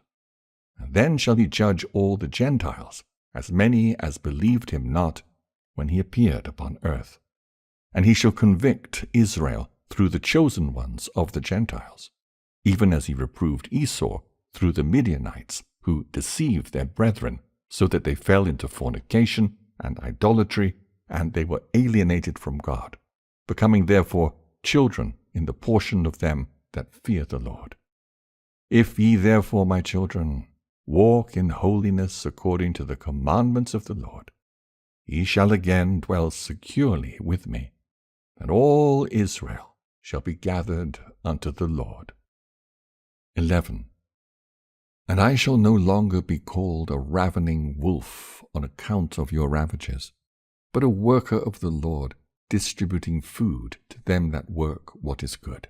And there shall rise up from my seed in the latter times one beloved of the Lord, hearing upon the earth his voice, and a doer of the good pleasure of his will, enlightening with new knowledge all the Gentiles, even the light of knowledge, bursting in upon Israel for salvation, and tearing away from them like a wolf, and giving to the synagogue of the Gentiles. Until the consummation of the age shall he be in the synagogues of the Gentiles, and among their rulers, as a strain of music in the mouth of all. And he shall be inscribed in the holy books, both his work and his word, and he shall be a chosen one of God forever. And through them he shall go to and fro as Jacob my father, saying, He shall fill up that which lacketh of thy tribe. 12. And when he finished his words, he said, I command you, my children, carry up my bones out of Egypt, and bury me at Hebron near my fathers. So Benjamin died 125 years old, at a good old age, and they placed him in a coffin. And in the 91st year from the entrance of the children of Israel into Egypt, they and their brethren caught up the bones of their fathers secretly during the Canaanitish war, and they buried them in Hebron by the feet of their fathers. And they returned from the land of Canaan, and dwelt in Egypt until the day of their departure from the land of Egypt.